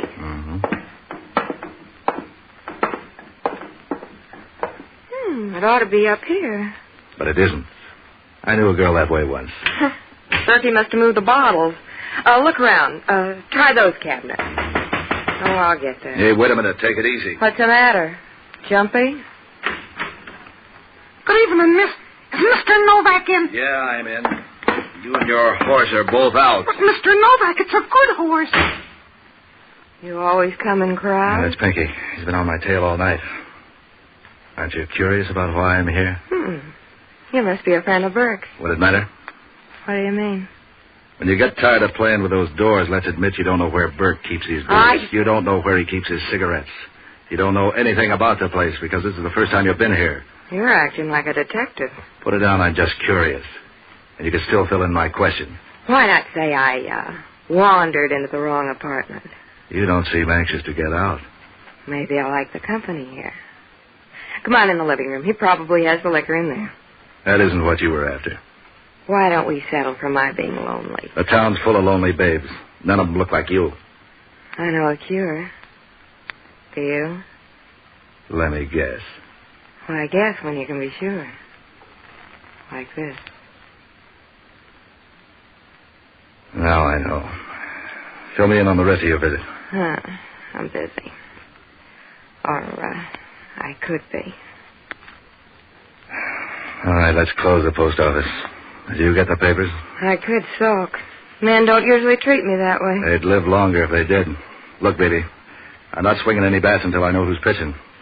Do you give with where you fit in, or do I have to bend it out of you? You know, I think I get like you. A dame gets tired of men she can twist around her fingers. Yeah, sure. I'm fascinating. Give. Don't flex your muscles. I'll tell you. Denver Red sent me. You're sure it wasn't Pittsburgh Pete or Chicago Clark? He's real. You aren't too particular about what you call a man. He owns a nightclub called the Knife and Fork out on Geary Street. Then what? He sent me to get some papers Burke has hidden around the place. A small envelope. Did you find it? Sure. Here it is. You want it?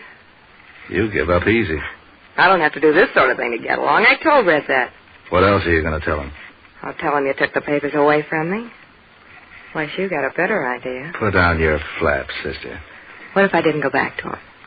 What if I went with you? I don't like your recommendations. Don't worry. I won't pretend I wouldn't drop you as soon as I found a better man. What do you want? Eternity? I haven't got time for that. All right, sucker. So, I'll go back to Red. He tears telephone books in half and things like that, so, watch him. I'll try to manage. Oh, here's the booze. Let's drink to something or other. Why not? You sure you won't change your mind? About anything? Why don't you leave me your phone number? I got a better idea. Sucker.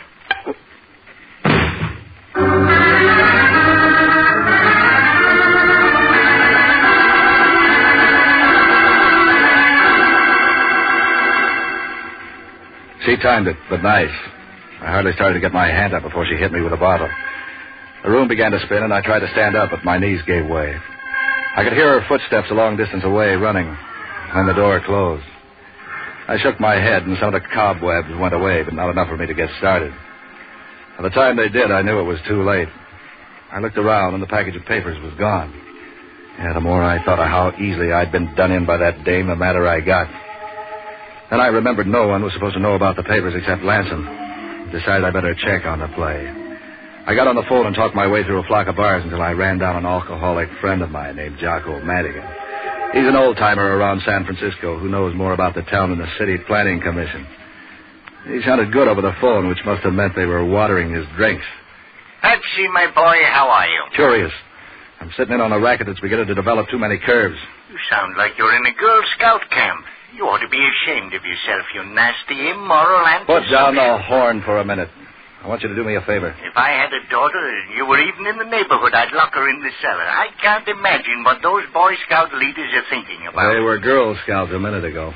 What did they do, pull a switch?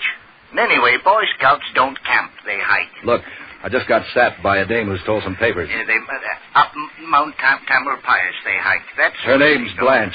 She's tied in with a guy named Denver Wren. He runs the Knife and Fork Club out on Geary. Oh, those poor kids. And that mountain's almost straight up, too. She just left here.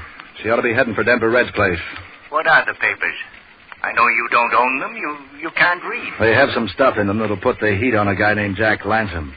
He likes it cool. $1,000 worth. Oh, speaking of money, there's a friend of yours here. Hello, Patsy. This is Pinky. Imagine me talking to you on the telephone. Imagine I've gone deaf. Hey, Jocko, if you can hear this, pull that punk off the line. Okay, he's gone. He said he had a horse for you. Look, dummy up to that guy. He's been floating around all night. And I'd be floating, too, if you'd be nice to him. I'll grab a cab and go out to the Knife and Fork Club. When Blanche shows up, see if you can find out what she does with the papers. Are you buying the drinks and the cab fare? Yeah. What are you going to do? I'm going back and see Lansom. This was supposed to be a closed deal, and will you hurry? The dame will be there and gone. Don't worry about me. You couldn't keep me away from the place. I'm growing wings. Yeah? Why the sudden lather? Well, if you're buying the drinks, there's no use my scrimping. I'm suddenly developing an awful longing for some good, well-aged scotch. So long, lover.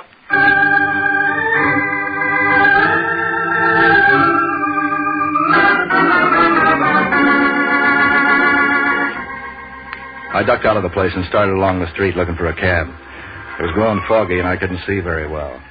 In fact, I could see so little I didn't notice the car drive up. I could hear the driver all right. All right, Bub, inside the car. Hey, you must not like arguments. Don't think it won't shoot either. Get in.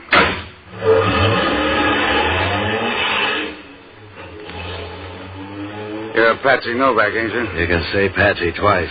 Don't sulk. I'm doing you a favor. Yeah, thanks for the ride.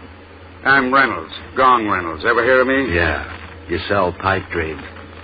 If you know that much, you know that shoveling the snow ain't no job for a preacher. So you're tough. Then what? And you give me Burke's little envelope. What is this, a mass meeting? You pass it over, or do we have to go out in the country and get it twisted out of you? You're wrong twice. I haven't got it. You must think I'm foolish. Someone beat me to it. Who, Murphy? Murphy. Yeah, the bookie. Did he get it? A dame. She said she was working for Denver Red. Out at the Knife and Fork? Well, that sounds all right. Hey, what's up? You don't know? I was hired to pick it up. Yeah, sure. Yeah, I believe that. Take it or leave it, but let me out of here. Don't get nervous. Wait till we hit a quiet street. I'm broad-minded. Let me off anywhere. I said a quiet street. Before you go, I'm going to search you. How do I know you ain't lying? I'm beginning to wonder myself.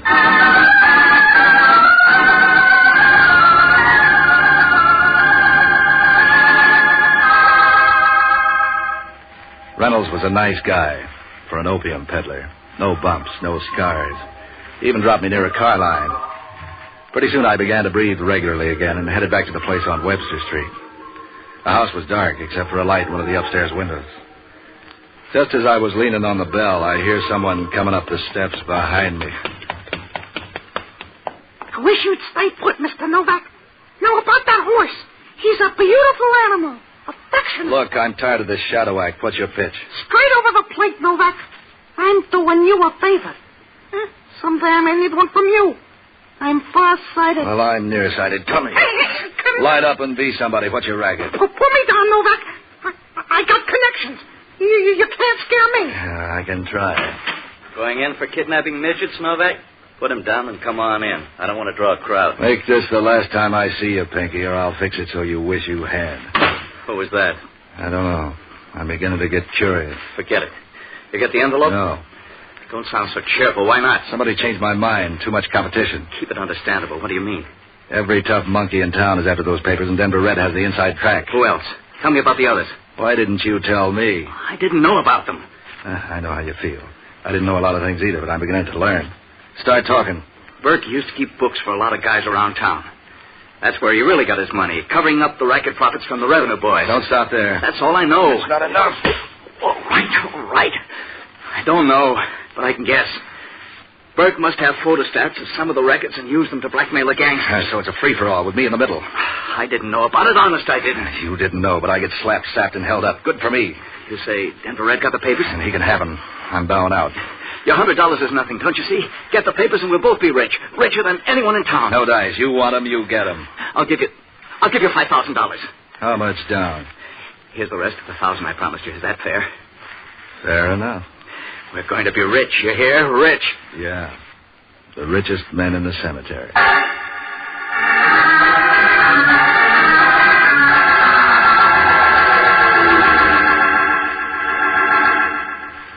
Lansom must have thought I was the biggest sucker in the city. I was through with the papers as soon as I discovered how hot they were. I could have told him, but when I saw how anxious he was, I figured I might as well use his shakes to get the rest of the $1,000. I headed out to the Knife and Fork, but my only plan was to get Jocko off the hook. After that, I wanted a lot of time in the country until things cooled off. The joint was out near Golden Gate Park, one of those community center places where you get everything that'll go in a stomach, including bicarbonate. The brunette doll was nowhere in sight, but I saw Jocko over at the bar wrestling with a double-sized highball, eased over beside him. Well, if it isn't the Boy Scout, Patsy Novak. That stuff's beginning to eat into your head, Jocko. Don't you worry. My lobes are functioning smooth as ice in a glass. What can I do for you after you pay the bill? Did the Dame Blanche show up here? Yeah, about half hour ago. What kept you? She's pretty. And so's a tiger. Where is she? She and your friend Denver Red went upstairs. He has an apartment up there. Now, that's the way to live. If he bored a hole in the floor and ran a pipe down to the bar... Did you see the papers? No, and do you know a guy named Reynolds, Gong Reynolds? We've met. He was in here. He looked around and ducked out. Did he go upstairs? I don't know. You're running in big company. Reynolds and Denver Red are two of the most powerful gangsters in town. If they've got anything to do with this, you better cash in your chips and get out of the game. Yeah, don't worry. I'm all washed up with this. I heard something else, too. This guy Lanson is no country boy either. Measure him for me. The grapevine has it he used to be a member of Murder Incorporated, the Brooklyn outfit. He got out before they grew into big-time operators. Three of a kind. What do you know about Murphy? Don't tell me Murphy's in on this. Murphy's got the horse wires sewed up. He sewed it up with bullets. Let's get out of here. Yeah, I will in a minute. How do you get to Denver Red's shack? The entrance is outside, but what do you care? Let's get out of here. In a minute. Patsy, they're hotter than summer in Panama. Leave them alone. I'd kind of like to see that envelope. Try the post office. It's full of envelopes. Yeah, not this one. You coming with me? No, Patsy. If you've lost your mind, you've lost it alone. I'm beginning to wonder about that. Well, so long, lover.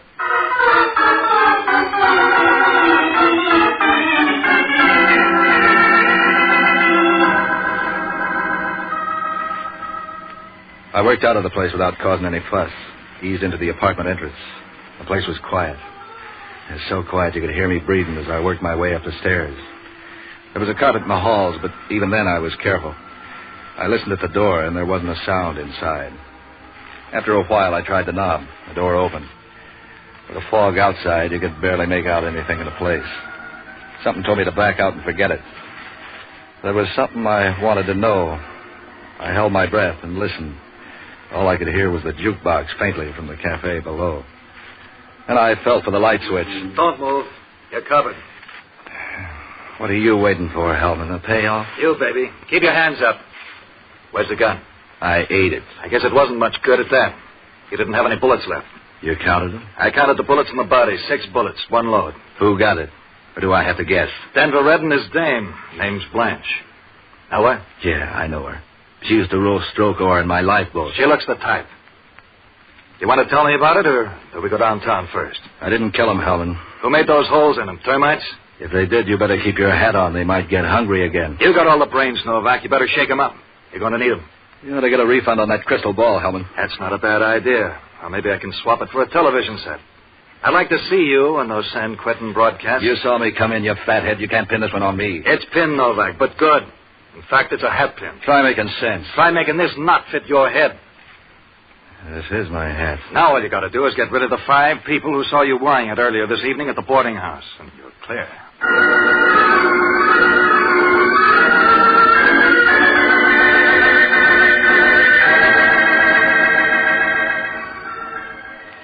We were halfway down to the Hall of Justice before I could talk Hellman into giving me another chance. Murphy was really the one who cinched it. I picked him up by phone at one of his bookie joints with Hellman listening in on an extension. Yeah, it was short and sweet. Novak? Yeah, I've heard the name. What's it you knew? This may not be my business, but I got a good reason for wanting to know. Spread it out, Novak. I got work to do. Did you get a phone call tonight about an envelope with some photostatic copies of a bunch of records? What's it to you, Novak? You did then. Yeah, some nut, I guess. Didn't give his name. Town's full of them these days. He wouldn't be a nut if Burke had something on you. Hey, what is this? Burke's got nothing on me. I pay my taxes. What is this, Novak? Some new form of shakedown? Yeah, Murphy. But you're not up the tree. Thanks a lot. Yeah, it could fit. Do I get a chance to prove it? I can't let you go, Novak. But what if I should bend over for a minute to pick up this pencil and the door open and all? Try it and see, Hellman. Just once.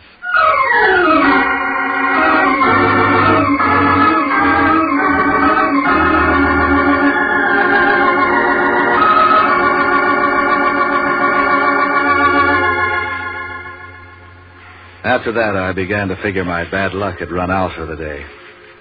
I jumped a cab and went down to the waterfront, but not to my pier. There was a guy at Pier 23 who was a friend of mine. He had a gun and a rowboat, and I borrowed both of them. I pushed off without being too careful, because between the wind and the cross-chop, nobody was going to be hearing anything. Even with everything on my side, it was a long, hard row. When I hit the bottom of the ladder at the end of Pier 19, I had to sit in the boat to let my heart slow down.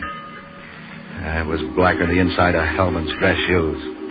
I took my time edging down the pier.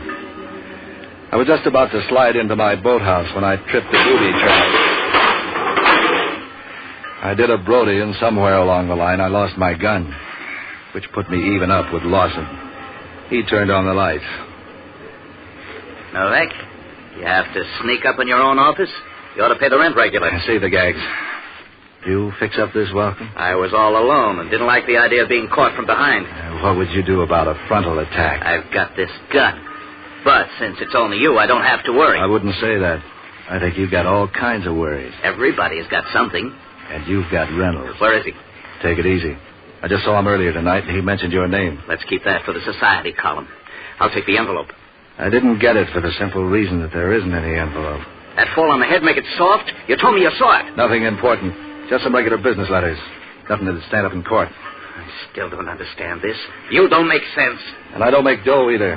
I don't have the envelope. Or do you want to search me? I'm not getting that close to you.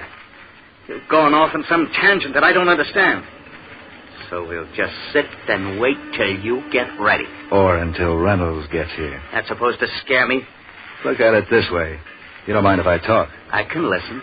No, you sit there, with your back to the door. That's right. Now I'll just warm the place up by closing the door. Now, you were saying? Suppose that the envelope was a phony. After I am on my way, you call up all the big-time hoods in town and tip them off. Now tell me why. The boys start pouring out of the woodwork to give me the business. The ones who chase me are the boys on Burke's list. Then you could pick up where he left off. I'm not boring you, am I? Not at all. Go on. Everything was as cozy as an upper berth until Denver Red gets his girl into Burke's place before I make it. You're everything but consistent. Now you'll be trying to tag me with the stiffs down at the Knife and Fork. Thanks for the cue. You knew that if Denver Red spotted the envelope for a phony, the news would be all over town and your racket would be kaput, so you killed him. Nice figuring. You should have been a bookkeeper, too. You even told me to come down here so you could kill me if that planted hat didn't frame for the cops. I hate to disappoint you. So, since you know everything else, you might as well know the caliber of this gun. See? I've looked into things like that before. Everything has to end sometime, so... Don't touch that phone. I ordered that call, just in case.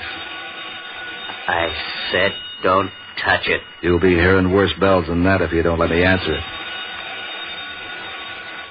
Okay, but watch your language. Novak speaking. For a minute, I thought you was out. You're the hardest man to get hold of. But I guess it's because you're a busy guy. Well, say something. That's right, Reynolds. Huh? This is Pinky, Mr. Novak, remember? Pinky Punk.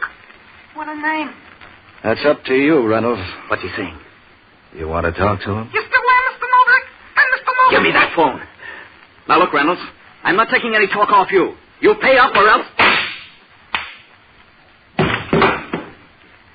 You dropped something, Mr. Novak?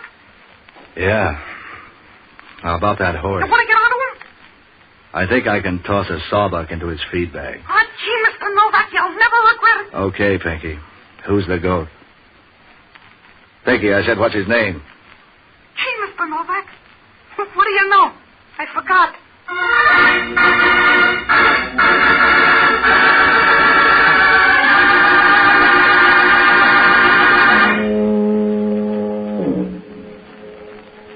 Pinky might have forgotten, but Lansom's memory was good. I handcuffed him to the chair and told him Reynolds would be down in a half an hour.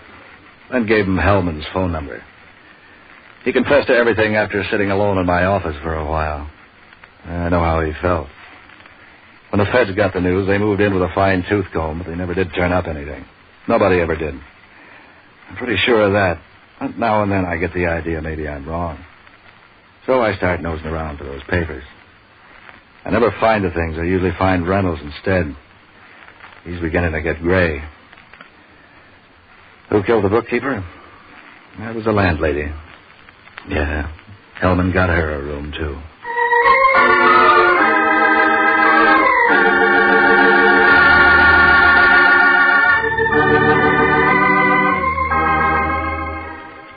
Heard on tonight's presentation were Ben Morris as Novak, John Galbraith as Inspector Hellman, Jack Lewis as Jocko, and Mary Milford as Blanche, with Herb Ellis, Jerry Zinneman, Kurt Martell, and Dick Ellers. Special music by Otto Clare. Listen again next week at this same time when over most of these stations, the American Broadcasting Company presents Pat Novak for Hire. This is ABC, the American Broadcasting Company.